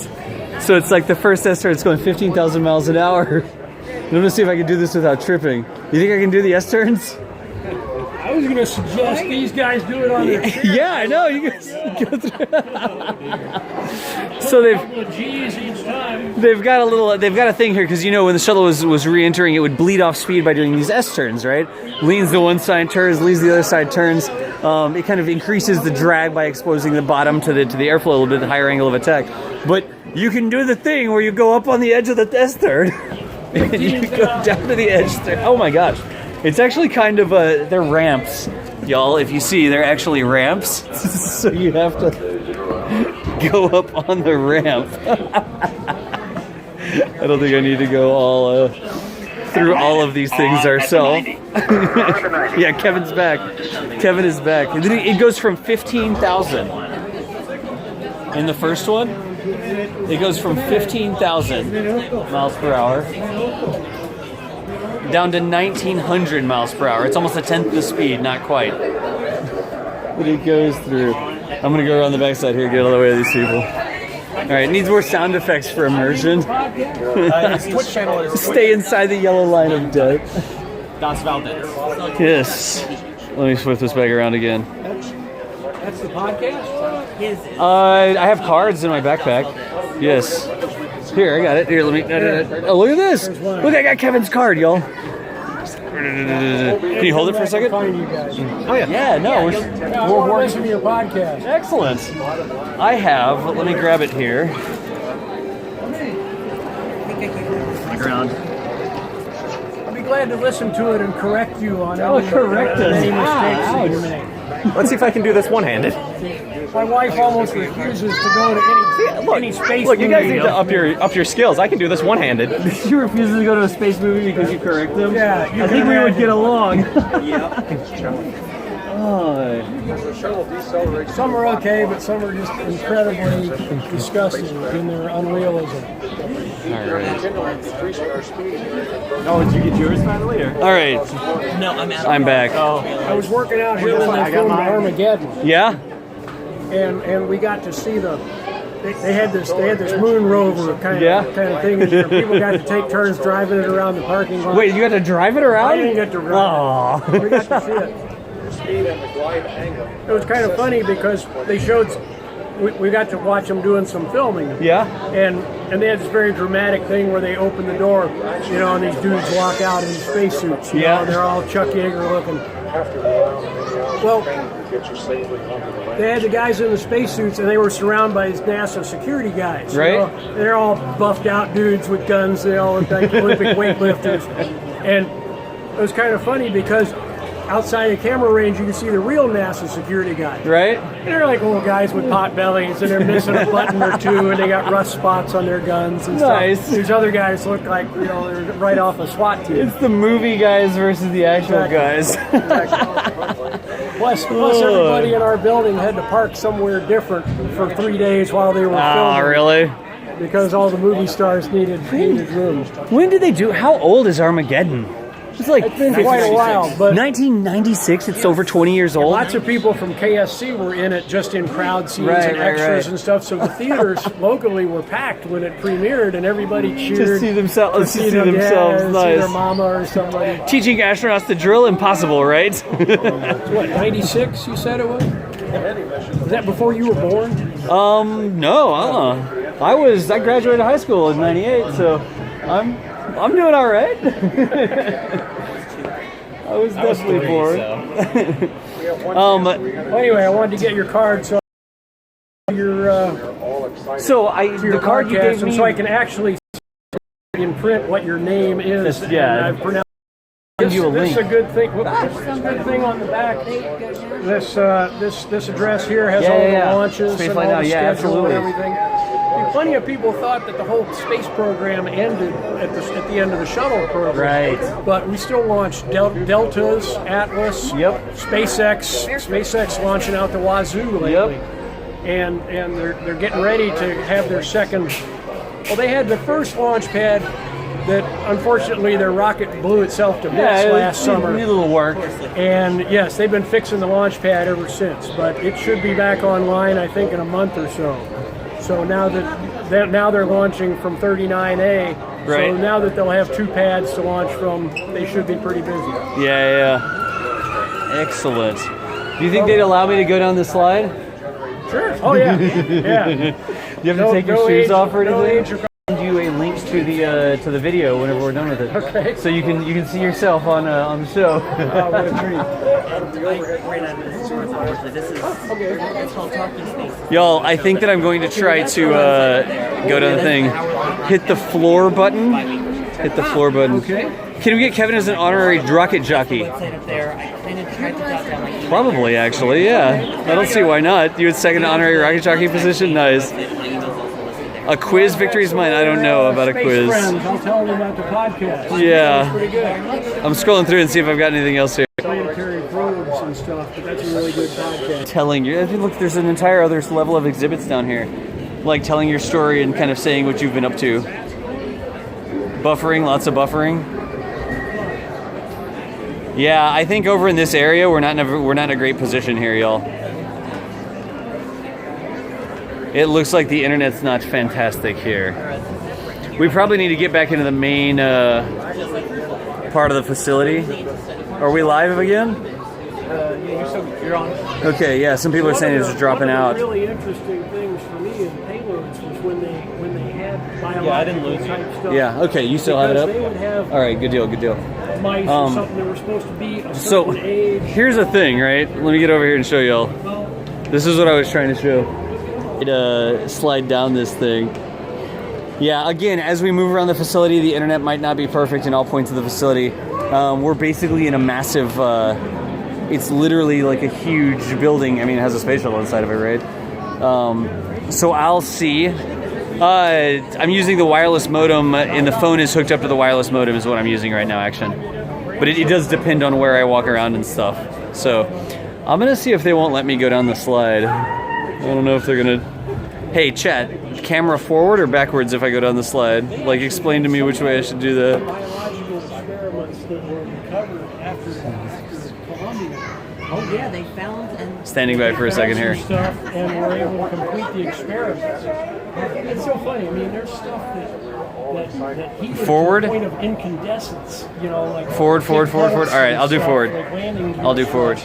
But then there's things like notebook paper that just came fluttering down along the countryside.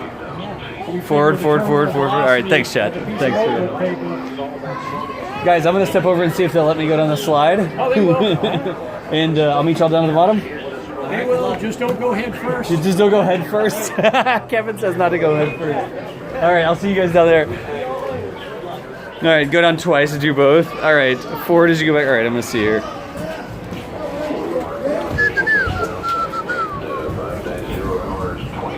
I want to be super nonchalant about it. I'm just gonna like, oh, it's no big deal. Get Kevin to see. All right, guys, I think I'm tall enough. That's at my hip, so I think that I'm okay. We'll be fine. Be savage, do the head first. All right, yeah, there's a little bit of a line. It's okay. Hamster dance. Don't listen to Kevin on safety. He's a sky. What are you talking about? He's a skydiver. What do we miss there? You need to have Kevin on his KSP stream with EJ. Dude, Kevin has been being fantastic to us, y'all. He's been absolutely fantastic. Approximately 3 miles to the landing site. And there is Forward as you go back. It makes sonic booms. Wait, there's a button? Here's the twin. It says twin sonic booms. But, okay. Alright, just, you know. I can't remember this bit. It's new.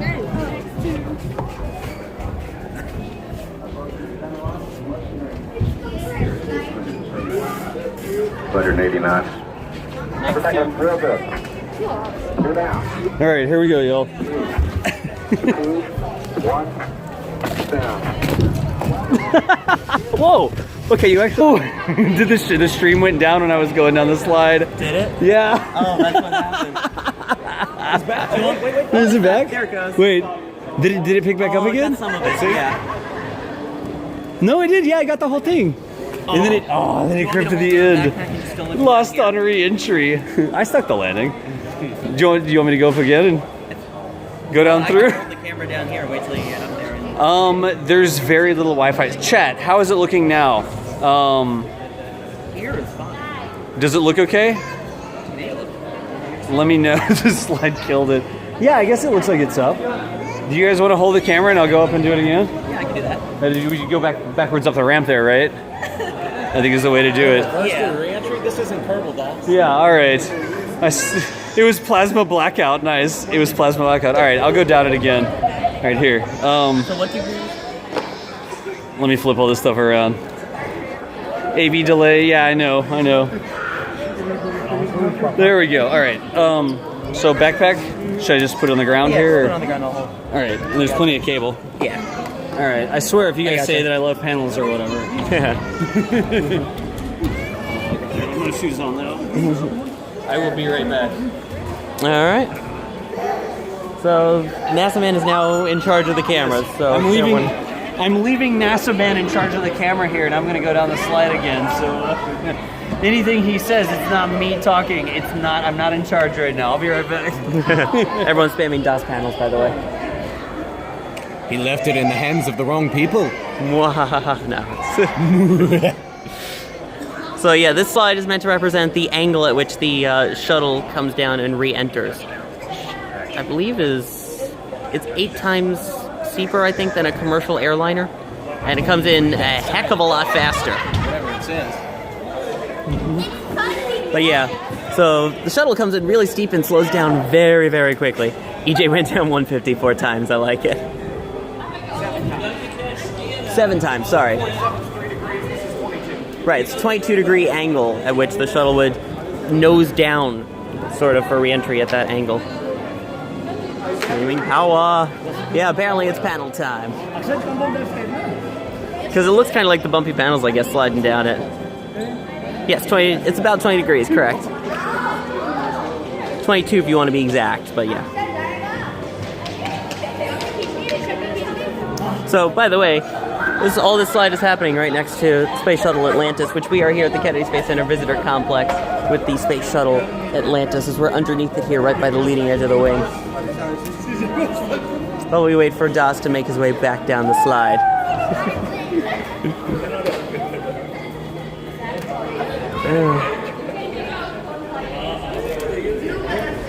So many DOS panels, it's great. I hope I'm doing a DOS at the moment. Here we go. On the left slide, the one, the only DOS Valdez. Here we go.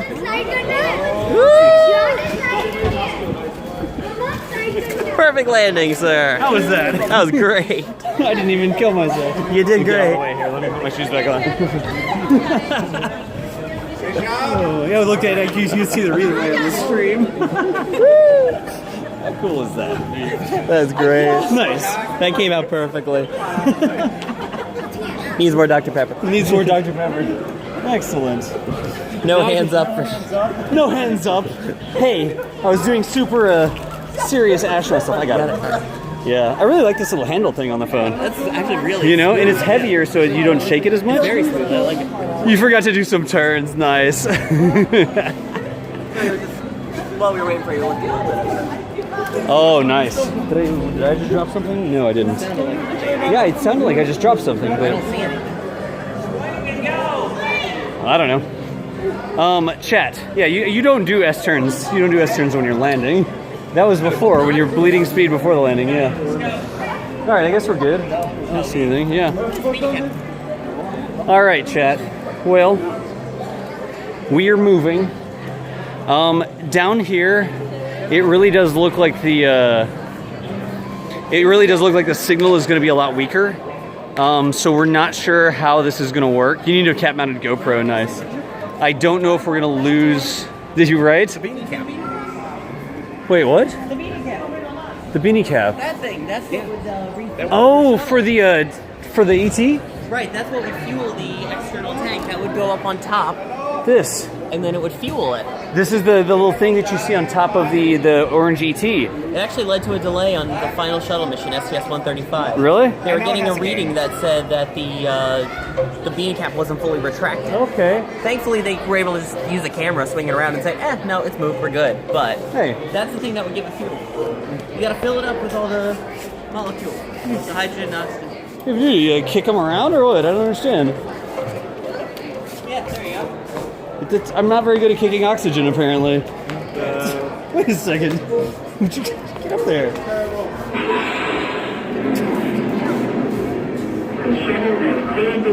Yeah, I don't know. So we were looking at this. This is the tank or the cap that goes on top of the ET that would fill it up. So that's what we were looking at there. Sorry, I was kicking Matrigans around. As you can tell for size of how big the external tank is, it's pretty big. Yeah, no, well, there's one outside if it's not raining. What are y'all laughing at? Why is everybody laughing at me? I know. So there's more angles of the shuttle, y'all. I mean, look at the leading edge right here. I mean, it's so cool. It's Hydrolox Revolution. Gameplay in 2017, it's me kicking fictitious oxygen molecules around in the Hydrolox Revolution. I love it. Wait. Look. Here we go. See how you do.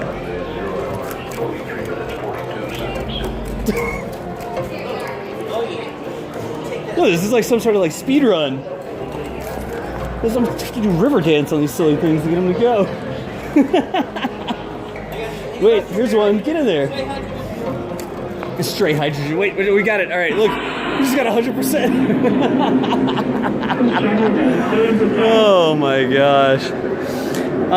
There is a tire. I want to go to the tires over here for sure. We can also check out the leading edge while we're going. Oh, yeah. The Here. leading edge is different material from the rest of it. There's the thermal blanket. So look. Looks like your face.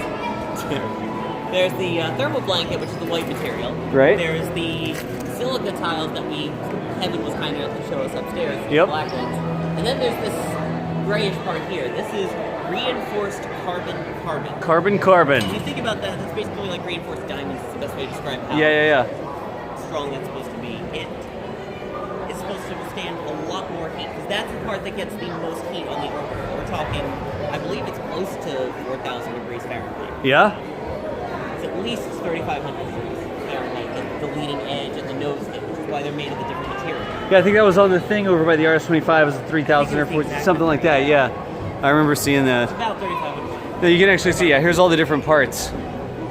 The carbon, the black tiles, the RCC reinforced carbon, the AFRSI advanced flexible reusable surface installation, the hinged seal panels that are titanium honeycomb, the sheet stringer skins TYP. And then the actual aluminum base.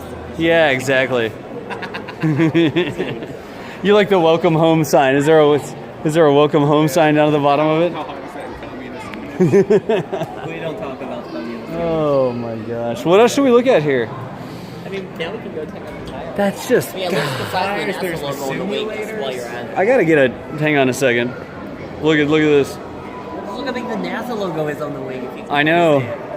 I can't. I mean, there's nothing where my face is actually lit up because the shuttle's behind it. You know. Stupid shuttles. There's like nothing I can do. I'm just that. Terrible. Nobody wants to see me. Chad, you don't want to see me anyways, right?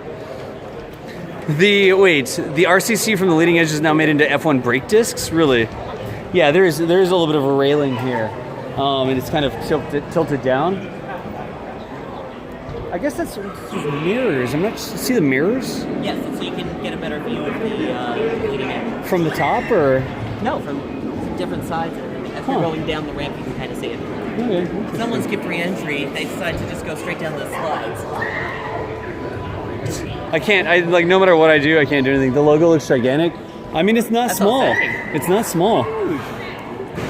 Let's continue on this way. Look. So here's a scale model of a shuttle. I think EJ could have this in his bedroom. You know, it's a 1/15th scale replica of the space shuttle. Is there a space lab? Is there a space lab? I don't think that there's a... Endeavor has one. Endeavor? Yeah, okay. Endeavor exhibit has that. Gotcha. Let us move this way. So these are some of the... these are actually tires. Yeah, check it out. Look. Check it out. These tires flew on STS-135. Each tire is designed to take 3 times the load of a 747. Intense impact of a space shuttle means that each main landing gear could be used only one time. Nose landing gear we used twice. Look at these. Look at, you can see the exact shredding of it. Yeah, you can, where it's like kind of ripped up on the edge. Touchdown point. If you look right here, you can see where it touched down because it's missing more than the rest. It's like a little flat spot. Oh yeah, you're right. Look at that. Yeah, it's got the little... The initial touchdown point is right there. Yeah. And then it got up to speed. It like ripped. Y'all see that? Look at this. You see the strips here? And then right here where it's got a little bit more, you see this right here? And then you go and see how it kind of ends right there? That must be where it touched down originally. And then it rolled, and once it got rolling, it wasn't stripping it anymore. See how this isn't stripped? And then this right here is stripped? Yeah, there you go. It's nasaman and Matoroignika. Yes? What? Oh, they're putting links to your stream in the chat. Yeah, there you go. Thank you, y'all. That's cool. Yeah, right. Right? Minimal tread. Look, tires are filled with nitrogen, designed with minimal tread to save weight. Here's the drag chute. A little picture of the drag chute. Oh my gosh. There's an SRB. It's a cutaway of an SRB. There's so much stuff here. Like, I know that we spent, I don't know how long we spent up there. 2.5 hours. 2.5 hours? Hour and a half on stream. We started the tech check just after 2. Yeah. Yeah, Well, we started it is So we- 4:40. So Yeah, about it's 2 hours up there. About 2 hours up there. God. They did pre-landing spin-ups. The braking sounds makes on touchdown. Skirt! Yeah, nasaman's still around. nasaman's right here. He's still around, absolutely. nasaman and Mater. Final shuttle mission, everyone who worked on it got to sign the posters. Oh, yeah, look up there. There's posters that are all signed. There's 2 of them. It says, "We're behind you, Atlantis." The other one says, "We made history. Welcome home, Atlantis." Over there, see them? Well, uptime on my phone says 2 hours and 6 minutes since this stream, so that was before the technical stream. What else should we see down here, y'all? All right, we are becoming concerned about internet strength here, so just be advised. The James Webb model? There's like an Astro van over there too. Yeah. There's the simulators that we can't. Well, those are the simulators we can do, but I don't know if we're gonna have signal back there. Well, yeah, we'll find out. All right. So here's the thing. We've been consuming battery so quickly that I'm down to 4%, even though it's plugged in. So we're doing what? We're doing like everything at once. That could be an issue. And I'm literally plugged in charging right now, and it's still dropped down to 4%. So what do I think we're gonna have to choose. Do we want to go and look at the simulators, Unless we or do we want to go through the Forever Remembered hall? take a commercial break. Quick commercial break. I don't know how much it'll charge in a couple minutes. Chat, I'm completely plugged in, but I've just noticed that I'm down. I've been watching it, and I'm down to 4% right now. So, huh? Well, it's plugged in. It's charging, but even when it's charging at like 2.1 amps, it's still draining the phone. You meant a charger. I thought you meant like a spare phone battery. Yeah, no, I can't. Yeah, I can't like swap in a phone battery. Yeah. Forever remember, forever remember, forever remember, forever remember. Everybody wants to walk through. So guys, I would tell you that I'm not going to walk through and talk a lot because this is kind of like a real thing. You know what I mean? Want to see you try doing the Sims so that we can just video games on Twitch? No, I think everybody wants to walk through the forever remembered things, but I will say I'm not going to walk through and I'm not going to be running my mouth constantly. It's more of sort of a serious exhibit, and I will walk through right quick and just kind of show it off. But these are the it's an exhibit. I turn the camera around here, right? So back in the corner over here, and again, internet signal.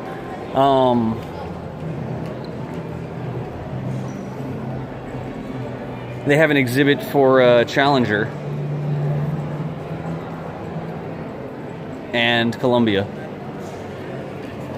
And as you know, Challenger and Columbia are 2 orbiters that we lost. One on launch and one on reentry, right? And so as you kind of walk through, what they've got here is they've got personal effects for all of the crew members for each of the orbiters that were lost. So, I mean, I take this stuff sort of seriously. I don't want to walk through and, as much as I'd like to go and like point the camera at everything, I just wanted to walk over right quick. It seemed like a lot of people wanted to see it. So again, it's the sort of thing that is something that's serious for me, and it's not the sort of thing that you make jokes about or you walk through there and you kind of run your mouth or whatever. But again, I think that it's really cool. I don't actually know that I'm going to walk through there holding up a camera looking like this. You know what I mean? Yeah. But I think it's the type of thing that you kind of need to walk through. I really don't even really want to walk back there with the camera, y'all. You know what I mean? Each one of the little things is like personal effects for different crew members. And just as a matter of respect, I mean, I'm a guy and I have a backpack and my phone is on like my wrist and that sort of stuff. I don't really think that it's appropriate for me to walk back through. I do want to share it with you. And if you're able to come here and see it, I think that it's really just kind of sort of poignant to walk through and see. It's really just a personal all the different things. Yeah, you do kind of have to go on your own and kind of like walk through. So there are actual pieces of Columbia and Challenger. Yeah. So if you get a chance to spend some time with those, it's heartbreaking, but really well done. Yeah, it's not something to be scared of. It's not something to be ashamed of. It's something to be proud of. But it's very much the sort of thing where you kind of need to walk through yourself. And I mean, this huge big facility with all this cool stuff and the shuttle up above us and the simulators and, you know, astro vans and tires that you can spin and slides you can go down. And then over in the one corner, there's the Forever Remembered sort of exhibit. So I'm not going to walk through there. I did want to share that with y'all, but if you get the chance to get out here, it's something that you should check out, I think. So I don't, you know, standing here with a camera on my hand and stuff. Yeah, I don't think that's a thing that I want to do. So anyways, what do we have over this way? Let's go over here and check out the time capsule. Yeah, Zervin, the quote in the back, it says the future doesn't belong to the faint-hearted, it belongs to the brave, on the back wall back there. I mean, you're not wrong. Yeah, scary. I agree, man. I agree with that. Said walked through it in January, was the only person there, it was dead silent, it was very humbling. Yeah, it's something that you need to see. You know what I mean? It's something you need to experience for yourself. So this is a time capsule over here, I think, right? Yes. 30-year shuttle program, steel behind this wall. 50 days after the final shuttle landing. Okay. Does it have it's like behind the plaque there, I guess, huh? Yeah. And 50 years, they'll remove the screws, take it out. Excellent. So that's from 60, what was that? Was 11 to 61, right? Yep. So we're already 6 years into it, huh? Yeah. Yes. No, that is Mater. Where to go? That's Mater and NASAman, yeah. That's Mater and NASAman. He didn't get a haircut as far as I know. It's not Jurassic Park music. Yeah. Phoenix Snake, Cut a month ago. Yeah. I agree, man. I do agree. Watch out on the floor. Oh, is there like spilled Coke or something? Yeah. So guys, I'm down to like 3% battery. Sim time. It's probably, we're gonna walk over towards the Sims and see if we keep signal. I'll let the phone charge, and if we get some more, if we get enough charge, like if we get it back up to like 20% or something, I'll fire up another broadcast. But I don't expect that to be very soon. You know what I mean? I will see if we can fire up another broadcast. I do hope. I do hope that y'all have enjoyed this. This is a pretty darn cool experience. Run it till it dies. The battery's down to 2%. It's like milk. My battery is like... It's like, put me out of my misery. Yeah. That's why I prefer whole milk. I prefer whole batteries. You prefer whole batteries? I've had a blast doing this today. I mean, you guys... I've had a blast off. Like, we've never... He's had a blast off, he says. I know, thank you. Oh my gosh. Anyways, this has been awesome. Yeah, Ekim, I hope you can make it as well.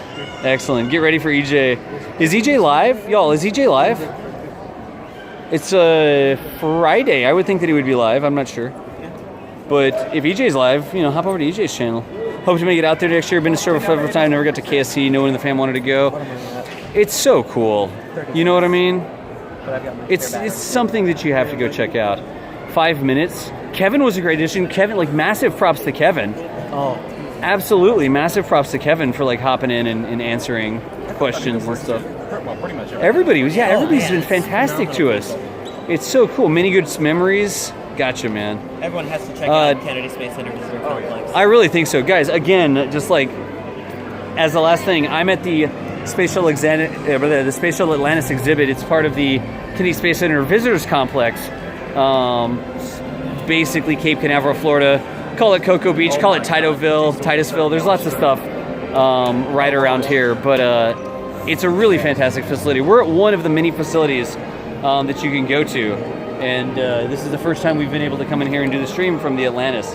So massive shout out, massive thanks to the staff that let us come through and do this. Thanks to you guys as well for joining me. And hopefully you'll be back for your live launch coverage. Launch is scheduled for 5:07 p.m. Eastern Time Tomorrow. So SpaceX CRS-11 will be covering that as well. It's at 5:07 p.m. I'll be with them. Eastern Daylight Time tomorrow. We're going to try to get some good footage of the landing is my goal, because we've got lots of good footage of the launches, and I'm going to try to get some footage of the landing, I hope, tomorrow. But that's it. Expect us around 4 p.m. tomorrow, barring rain and weather and stuff. But again, dude, thanks for joining me. Thank you for It having was us. a good Doc. time. Thanks for like answering questions and knowing all this stuff. Twist my arm. Oh man, I have to talk about space stuff. Really? It's always good to get people on the stream that can answer questions, so you can be like, "Well, let's go ask NASA Man" when you don't know the answer. I knew there was a reason you kept me around. Exactly. That's how it works. But I'm gonna go ahead and shut it down now, and we will see you nerds later. And before it dies on the outro. Put some links into EJ's stream over there. EJ's just about to start in a couple minutes. Hopefully he was able to check stuff out. Convince EJ to come and hang out with us, because I think we can do this again, and it would be an entire different stream if EJ was here. It would be an entire different stream if EJ was here to answer questions about the RS-25s and the shuttles and just all the stuff. Head on over to EJ's channel and show him some love. We're going to take off for now. Saturn V build, maybe. Saturn May. We have one of the Lego Saturn V sets. We actually asked if we could build a Lego Saturn V set here, and it just takes too long to do. So, anyways, we're out. We will see you later. Thank you so much for joining us. No outro music or anything like that. Just streaming from the phone, and we will see you on the proverbial flip side.